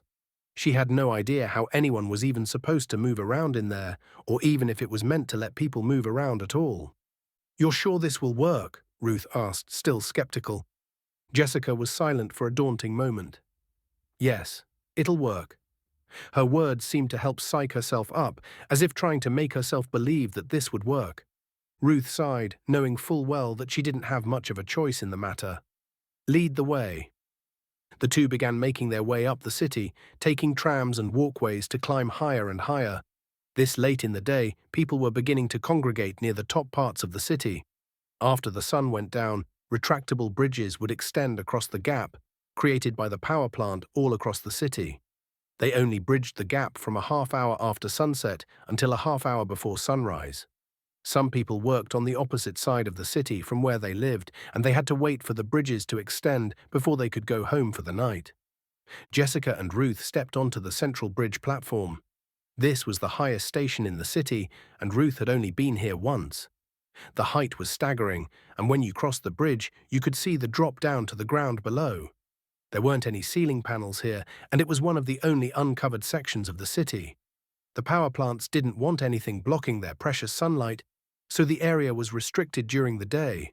With no people to worry about, they wouldn't have to put ceiling panels up here. The darkened sky hung above them, but Ruth wasn't really interested in looking at it. You couldn't see the stars from here, and the daytime constellations weren't visible at night. The sky held very little for a resident of a covered city, deadly during the day and boring during the night. Instead, Ruth contemplated what was below her. Heights normally didn't bother Ruth as someone who frequented rooftops, but something about this man-made canyon had always set her on edge. She had avoided the central bridge ever since her first trip, but Jessica had insisted they come here specifically. Jessica walked close to the edge, leaning on the rail on the edge of the wall. Not wanting to seem out of place, Ruth nervously stepped closer, her eyes peering over the edge of the drop. The concrete walls stood ominously, stretching down to ground level hundreds of feet below. The walls had grooves on each side, and Ruth knew that they were sliding doors that opened and shut. Solar panels would emerge across the entire gap from both sides, sliding back inside as the ones higher up grew too hot or filled their batteries. For a brief period of time, Ruth and Ezra had lived close to the wall. The methodical sounds of the panels extending and retracting, a slide, thunk, had driven her crazy. This late in the day, all the panels were stowed and the sun had set. Ruth took deep breaths as her gaze remained transfixed on the sheer drop in front of her.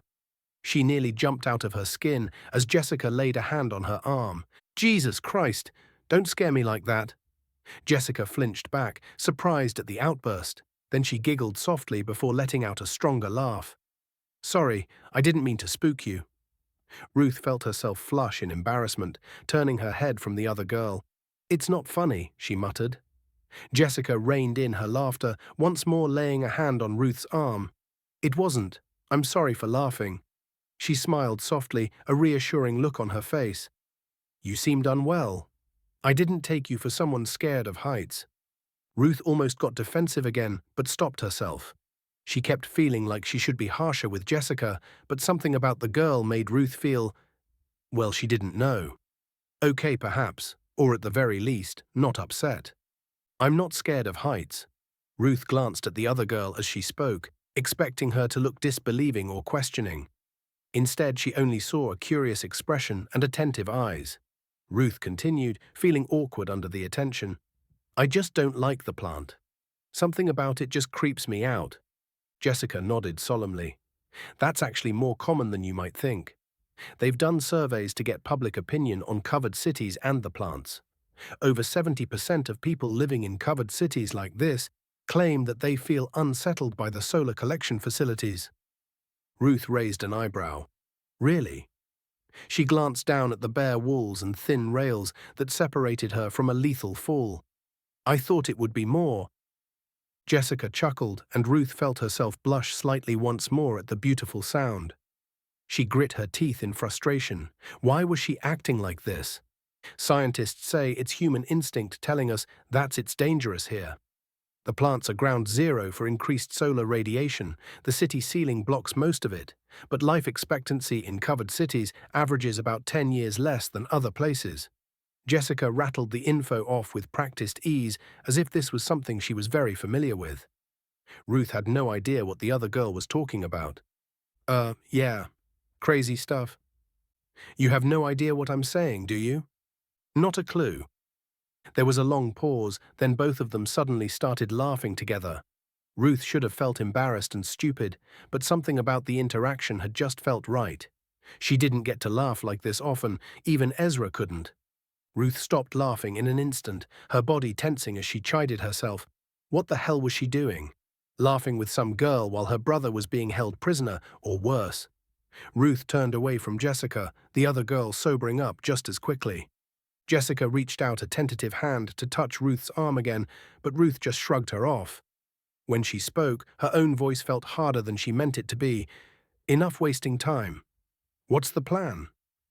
Jessica, for her part, quickly told her that they needed to wait on the platform until the main foot traffic died down a bit. If required, they could hide out in one of the bathrooms on the bridge platform to not seem suspicious. Ruth stood in silence, not looking at Jessica as they waited. Every touch, every smile they had shared felt like a dagger twisting in her heart. Ezra needed her. She had to focus. An intercom crackled with static overhead, a distorted voice sounding out. "Attention, attention, the bridges will now extend. Please wait until they are fully extended before you cross." The bridges were drawbridge style, long, thick platforms that would lower from both sides and lock together. The railing would extend along the sides, though Ruth had always found them to be a bit too flimsy for her liking. With a groan, the platforms began inching downward, lowering slowly until they met in the middle. An audible clicking noise was heard as the two halves locked together. Only once the noise had stopped did the intercom crackle again. "Attention, attention. The bridge has been fully extended. Please cross slowly and carefully. Thank you." All across the length of the city, the same announcement would be playing simultaneously at every crossing station. Fortunately, Ruth knew that the central bridge was one of the least desirable.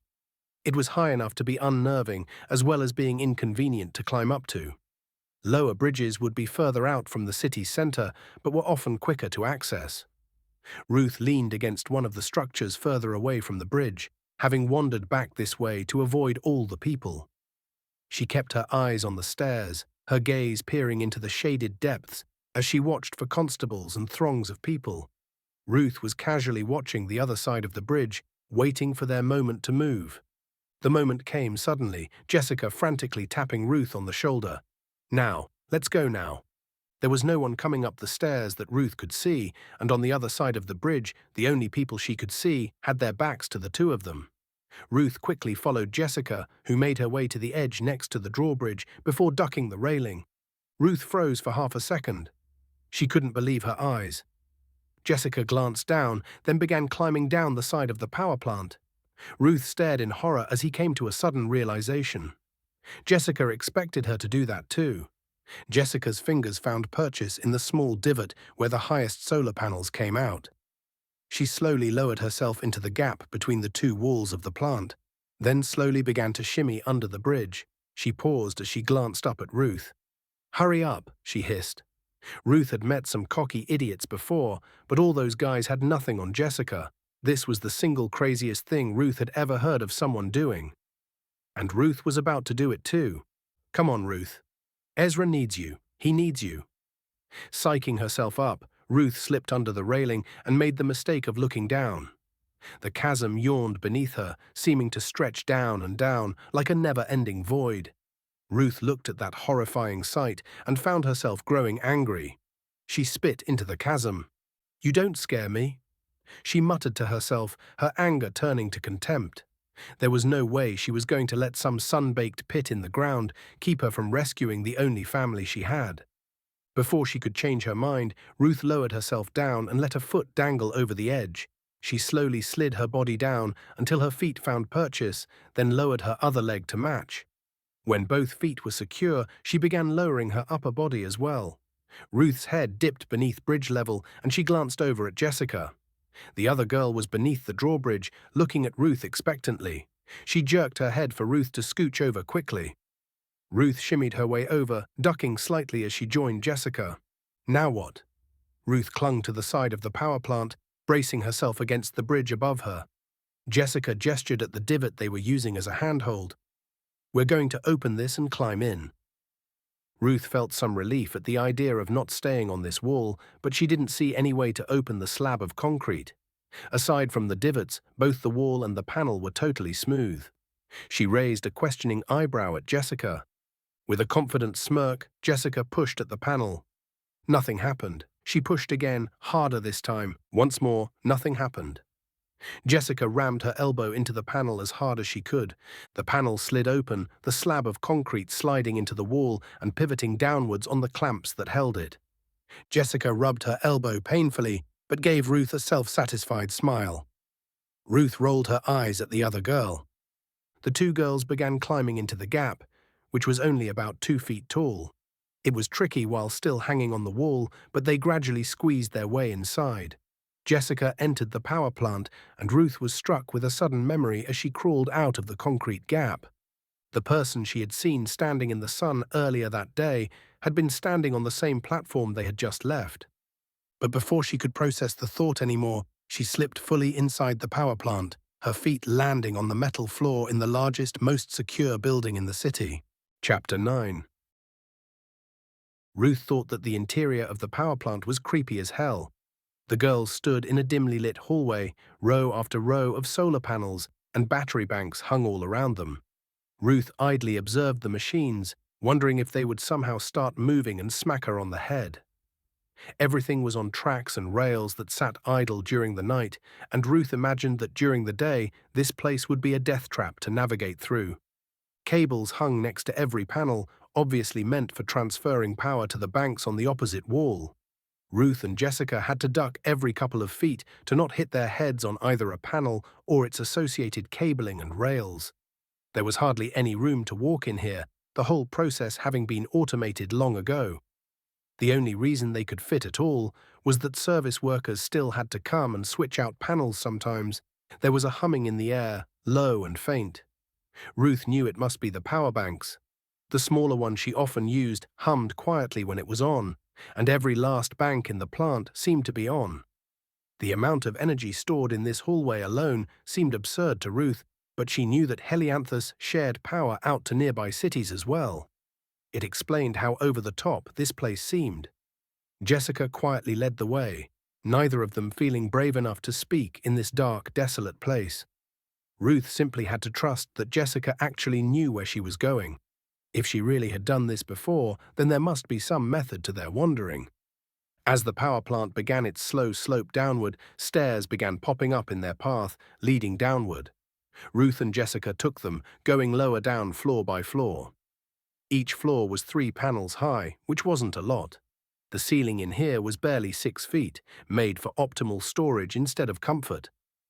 All of the panels in a row would feed into a single power bank. The process repeated over and over. Everything was still and relatively silent except for the humming in the air, but Ruth felt nervous every time they moved down a floor. She kept expecting to see a plant worker doing maintenance who would sound an alarm, but no such worker emerged. After they had gone down 4 flights of stairs, Jessica doubled back toward the middle of the power plant. They had been moving steadily outward as they descended, but when they backtracked a bit, Ruth saw that there was a central ladder that made its way into the depths. When they reached the top, Ruth peered over the edge. The ladder looked like it descended all the way to ground level, which seemed like a very long climb. Jessica looked at her, then jerked her head toward the ladder. Ruth nodded, then began climbing down to the lower floors. It was a bit unnerving, but far faster than walking down cramped hallways to find a staircase. The sound of their feet on the rungs was the only noise they made as they climbed down, and it was quiet enough to be blocked out by the electrical humming coming from every direction. It took them about 20 minutes to make it to ground level, though Ruth had actually passed it without realizing it. Jessica had to bang lightly on the ladder above her, getting Ruth's attention before signaling her to climb back up. Ruth shook herself out of her focused, climbing mindset and glanced around. She realized with a start that she must have climbed down into some kind of basement level. There were no more panels. Instead, massive power banks filled an enormous tunnel system, giant electric lines bigger than automobiles snaking away into underground passages. Ruth quickly climbed back up to where Jessica was. She had been so focused on climbing quietly that she hadn't been paying enough attention to where she was. "Sorry," she muttered quietly. Jessica shrugged. "It's fine." She pointed down the passage they were in. "There are some attached buildings in each direction, but the gang's base is this way." Ruth peered down the long, dark hallway. There were still panels, power banks, and cables covering the entire corridor, but Ruth thought that she could spot some lights further down. "Will there be workers?" Jessica shook her head. "It isn't likely this long after sundown. They'll have all packed up and gone home by now." The two began making their way down the long hallway. This building was miles and miles long, stretching the length of the entire city. Despite that, it didn't have many additional stations for workers, one every 10 blocks or so. Ruth had never gotten too close to one. There had been no point. They were isolated buildings that didn't help her siphon power or get to other rooftops. Besides, being this close to the center of the city meant constant constable patrols. As they got closer to the lights, Ruth could see a door on the outer wall. That would lead to one of the power plant's attached buildings, and from there they could sneak out to the gang's hideout. According to Jessica, they were only a block away from her dad's old office, so this was the perfect exit point. Any gang members looking for them would be out on the streets, not guarding the power plant. As if God himself decided to punish her for her ignorance, the door, only 10 feet in front of them, suddenly swung open. Jessica froze, but Ruth instantly dragged the other girl behind one of the power banks. It was hot and cramped, and the two girls barely fit in between the two batteries. Neither of them spoke, neither dared to move an inch.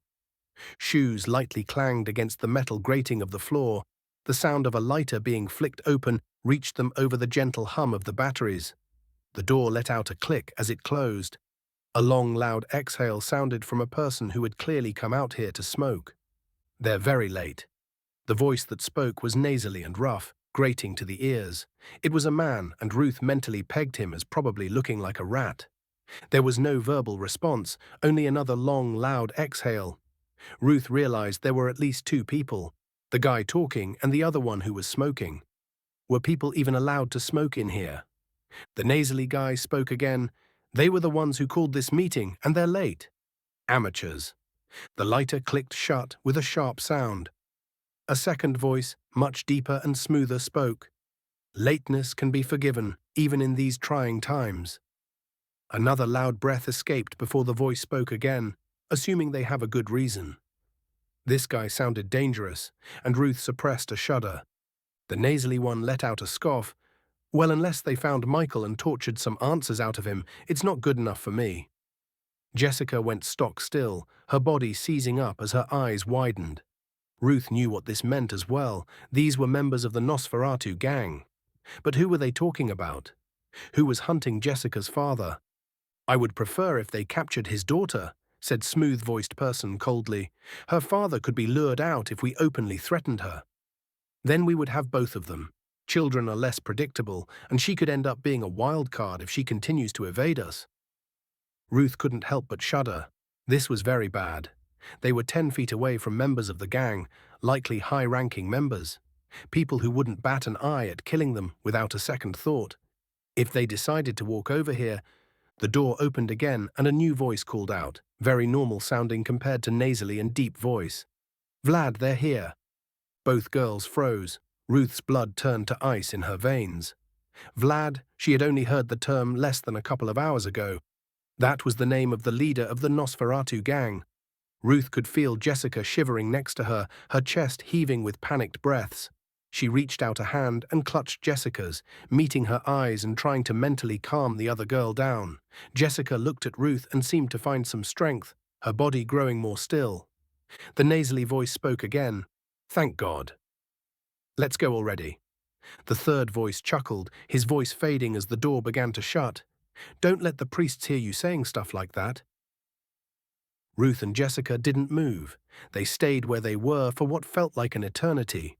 Ruth knew that it was likely only minutes, but it felt like hours. Finally, Ruth slowly peeked out from behind the power bank. The hallway was devoid of people once again, a slightly smoking cigarette on the floor serving as the only indicator someone had been there. Ruth slowly led Jessica out of the small enclave, unsure of what to do next. Jessica took charge, motioning for Ruth to follow her away from the door. Once they were about 30 feet away, Jessica began to speak in hushed tones. "What the hell is going on? Why is freaking Vlad meeting someone in the power plant?" It was a great question, but Ruth didn't really care about the answer right now.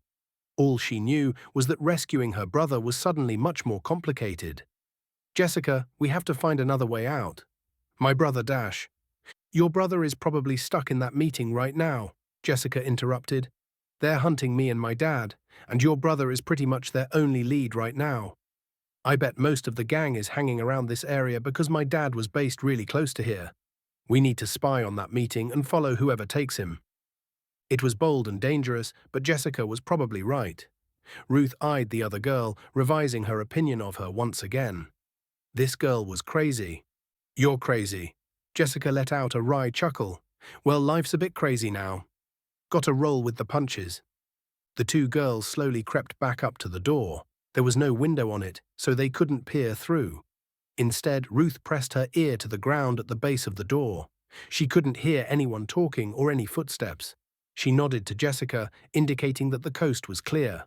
Jessica slowly slid the door open, peeking into the room beyond. She signaled for Ruth to follow, then dipped inside. Ruth quietly followed the other girl into the room. It was a dark break room, tables and chairs situated around the space. There was the makings of a small kitchen as well, and Ruth fought the habit of swiping some food. There were two other doors at the opposite side of the room. The left one had a window on it, and the right had a bathroom sign. Light spilled into the break room from the door on the left, and the faint sound of talking could be heard from there. Creeping closer, Ruth could see that this wasn't a normal door, but a swinging one that didn't latch at all. As they drew closer, a shadow passed in front of the window, obscuring the light for a moment. Both girls froze in place, ready to dash away if someone came in. Ruth's heart hammered in her ears, her body tensed and ready to run at the first sign they had been seen. When the shadow moved away from the window, they both let out a held breath and slowly began creeping forward again. When they were only feet from the door, they began to hear the conversation coming from the room beyond. An older, raspy voice spoke, "Our timetable forward. We only have 20 operational seraphs. 20 is fine for now. We can bluff our way into getting more time. You'll just have to speed up production." That was Vlad, his smooth voice flat and neutral. "We may not even have to," said a feminine voice, clipped and curt. "Once we cut off power to the surrounding regions, they'll have a hard time getting to us." What was going on? Ruth could feel Jessica tensing and untensing rapidly with each new voice and bit of conversation. Ruth couldn't understand anything about the situation, she just needed to know if her brother was there. Do we even know if a message even got out? This was the first voice again. Ruth assumed it was a very old man. Perhaps it was simply an errant signal. Vlad spoke once more. "No. We caught some of the outgoing signal. We intercepted the return message, and they asked for confirmation of some rather incriminating things. We're made. Then we have no choice but to push forward." The woman spoke decisively, and Ruth could imagine her nodding furiously to her own statement. "We must strike while the panel is hot." There was a small collective groan from what sounded like a dozen different people, though Ruth didn't know why. She also didn't care, because in that moment she heard a small familiar voice mutter something. Why is everyone groaning? It was Ezra. Ruth had to resist the urge to rush into the room, but she quickly turned to Jessica and motioned furiously at the door. Jessica cocked her head in confusion, and Ruth mouthed the word, "Brother." Jessica's eyes widened, and she smiled nervously before giving a thumbs up. Progress at last. The conversation had continued while she had been distracted, and Ruth started listening again in the middle of someone talking. "All have our orders." This was a new voice, possibly a woman, though it was rather deep. "Indeed. I propose a toast then, to our future, to the light of God, to the light of progress, to the light of freedom." The sound of clinking glasses came. Ruth dared a peek through the door's outer edge. She could barely see anything in the room, but her gaze settled on Ezra. He had a black eye but didn't look too beat up. He squirmed a bit, and the man holding his arm began walking with Ezra toward the door. With a start, Ruth scrambled to the side, pushing Jessica against the wall. The man and Ezra pushed into the break room, the door swinging out to hide the girls from sight. The man holding Ezra led them toward the bathroom door. Ruth couldn't believe her luck. Finally, something was going her way. With a quick motion to Jessica to follow, Ruth began stalking toward the man's back. If she could just. The door pushed open again, and Ruth spun in a panic. Light spilled out into the room, illuminating Ruth as she crouched halfway between the door and Ezra. Fortunately, Jessica was able to step back behind the door, and her eyes widened in panic as she glanced between Ruth and the open door, unsure how to react. "Hey, Frank, when you come back," the man cut off as he saw Ruth, a surprised look crossing his face. The man was clearly the gang type, with old burn wounds from flash guns peeking out from beneath his fancy suit. He looked down at Ruth, then cursed and rushed forward. The next few seconds seemed to happen in slow motion. The man holding Ezra, Frank, started to spin around. Jessica shoved her entire body against the swinging door, ramming it into the new gangster. Ruth dashed toward Ezra, launching a kick at the man holding him. In a single moment, Frank received a kick to the side of his knee, and he cried out in pain, releasing Ezra. The other gang member slammed into the doorframe, letting out a loud grunt of pain. Ruth grabbed her brother by the hand and pivoted hard. There was no time. There were no words. Ruth, Ezra, and Jessica sprinted for the door back out into the power plant. Chapter 10. The group burst through the door into the power plant at full speed, slamming into some solar panels and breaking them. Ruth whipped her head around frantically, searching desperately for a way out. As was becoming a habit, Jessica had a solution. She ran to the nearest panel on the interior wall of the plant and began pulling on it. With a start, Ruth realized that they could escape the same way they came in. She rushed over and heaved on the concrete panel, which began to budge. Just as they got it open, mere seconds after exiting the break room, Ruth heard the pounding of feet as people rushed toward them. She practically shoved Ezra into the small gap they had opened, then threw herself through it as quickly as possible. The three of them climbed out of the power plant, only to land on the barren dirt ground in between the two concrete walls. It was distressingly dark here, with no exterior lights to illuminate the space between the plant walls. Dust kicked up around them, coating them with dirt as Ruth began sprinting down the canyon of concrete. Jessica and Ezra ran after her, kicking up dust as they desperately ran. Ruth hadn't seen any access doors out to this part of the plant, but that didn't mean they didn't exist. They had to get away from where they had gotten out, in case people could come down the canyon and find them. Shouts rang out, and arms reached out of the hole they had escaped from, futilely reaching for the group. But it appeared all of the adults were too big to squeeze through. As Ruth glanced back, she saw a flash gun point out of the hole, making her afraid they would be shot at. But after a moment, the hand holding the gun retreated back into the plant, not firing a shot. A gust of air blew harshly at them all of a sudden, and all three were nearly buffeted over by it. Strong winds were practically unheard of in the city, being almost entirely blocked by the city's ceiling. But Ruth was standing in the middle of an empty canyon, the wind whipping dirt and dust in the air. It got in her mouth and eyes, and she struggled to see. Ruth began to panic slightly. She had to find a way out of this mess. Ezra's voice suddenly called out, "Here!" He had gone to the opposite side of the plant and begun pushing against one of the concrete panels. Jessica rushed over to help him, and Ruth stumbled her way over as well. The three of them pushed their way inside the plant once more, but on the opposite side of the city this time. They were by no means safe, though. If the gang had people inside the plant on the south side of the city, they had people on the north side too. Ruth looked at Jessica. "Up?" Jessica nodded firmly. "Up." They ran for the nearest staircase, no longer caring about being quiet or stealthy. They couldn't risk the ladder. It would be too easy to shoot them from above or below. Even ignoring the risk, every moment mattered, and they couldn't risk a slow climb. Twice Ruth almost didn't duck a cable or dodge a panel in time, nearly bashing her head in the mad dash, but the group made it to a staircase and began climbing as fast as they could. Sprinting up sets of stairs and down narrow corridors was tiring enough, but Ruth's mouth was dry and full of dust. Her heart was beating so fast she thought it might burst. She kept glancing back to make sure they weren't being chased. The hallways all looked the same. The stairs all looked the same. Ruth's eyes were getting hazy, and it hurt to breathe. She could taste blood as the dust scratched the inside of her throat. But she kept running as if the sun was on her heels. Ruth didn't know how far up they had gone, but Jessica began taking them past stairs, running further out instead of up. They kept running until eventually Ruth saw the end of the corridor.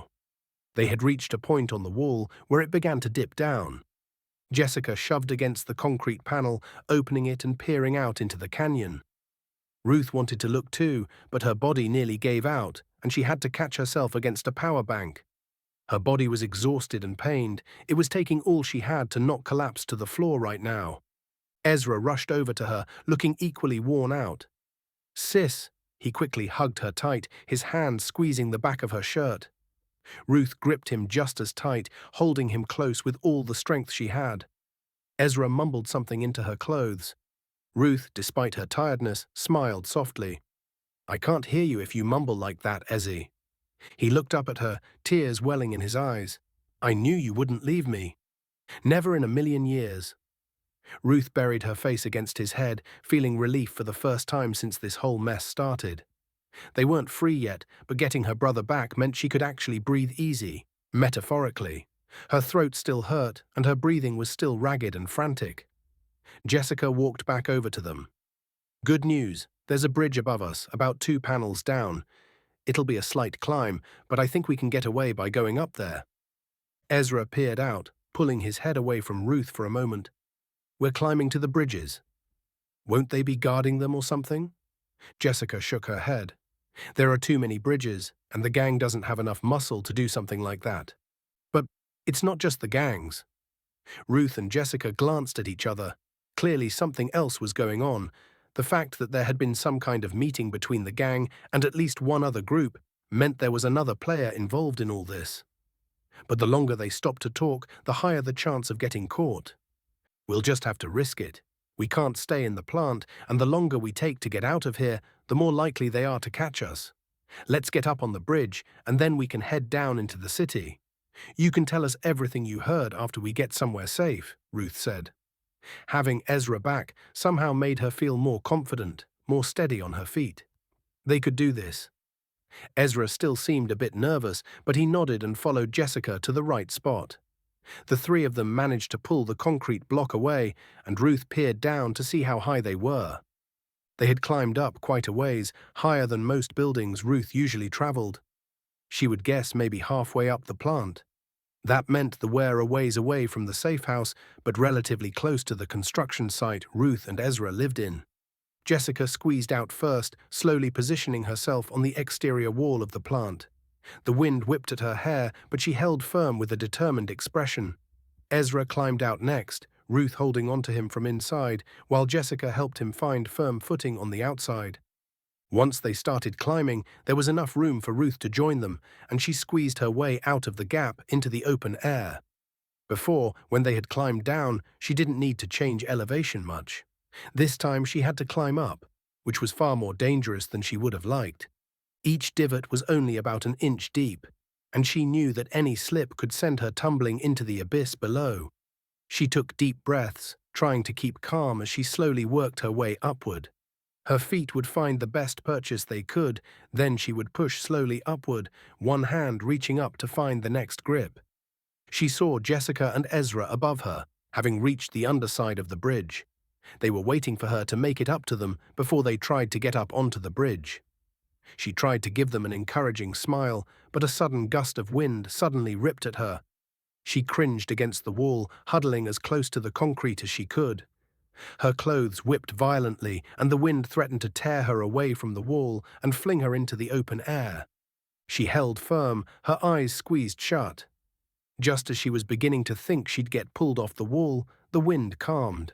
Ruth looked up at Ezra, who was watching her worriedly. This time she did manage an encouraging smile, even though it was a complete lie. That had been scary as hell, but Ruth wasn't about to let her brother see how freaked out she was.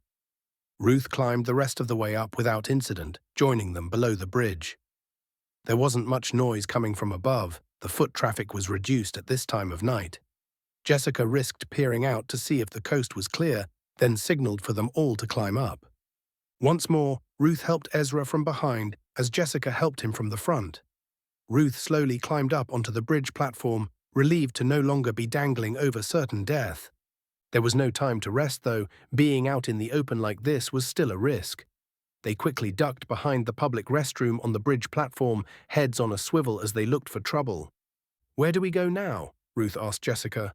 Jessica looked longingly out at the city. They couldn't see the safe house from here, but Ruth knew Jessica was still searching for it. After a long pause, she came to a decision. "We should camp out somewhere for the night. Do you guys know a place?" Jessica looked hurt as she said the words, and Ruth knew how much the girl wanted to return to her father. But they both knew that Michael was safe, and they weren't. Ezra glanced at Ruth as if seeking permission to tell Jessica about their hideout. She nodded. As far as Ruth was concerned, Jessica had earned their trust many times over by this point. "We're staying in a construction site. It's not far from here." Jessica nodded.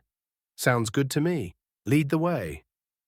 The group began trekking through the city, sticking to rooftops to avoid unwanted attention.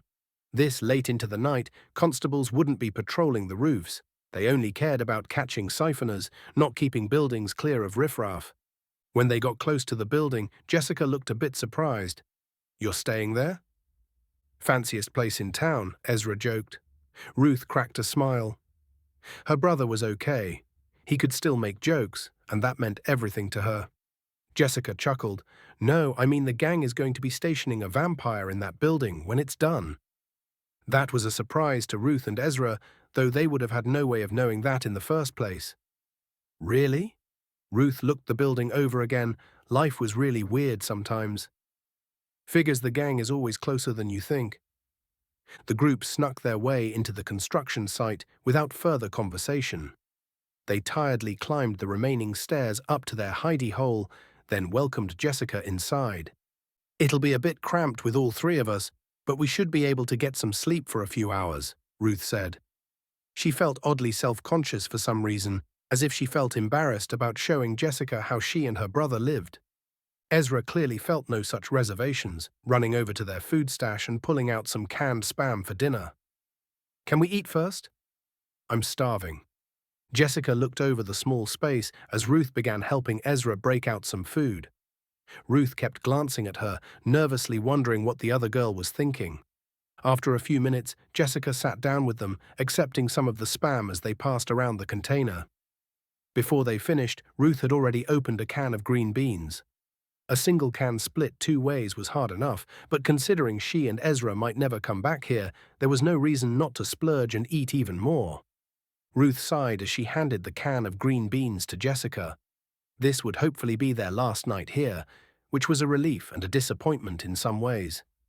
The city of Helianthus was a brutal place to live for her and her brother. It was dark and dangerous, isolated and unfair to kids like them. Leaving had always felt like a fantasy that she could never achieve, but now it felt like the only road she had left. The Nosferatu gang knew who she was. There was some kind of plot to do something terrible to the city. They had an escape, which was amazing. But part of Ruth wished she had been the one to get her brother out of this hellhole. Ruth glanced up and started, realizing that Jessica was looking at her. She nearly choked on a piece of spam, coughing for a moment, her face flushing in embarrassment. What? Jessica looked at her, a concerned expression on her face. "Are you all right?" Ruth waved her hand dismissively.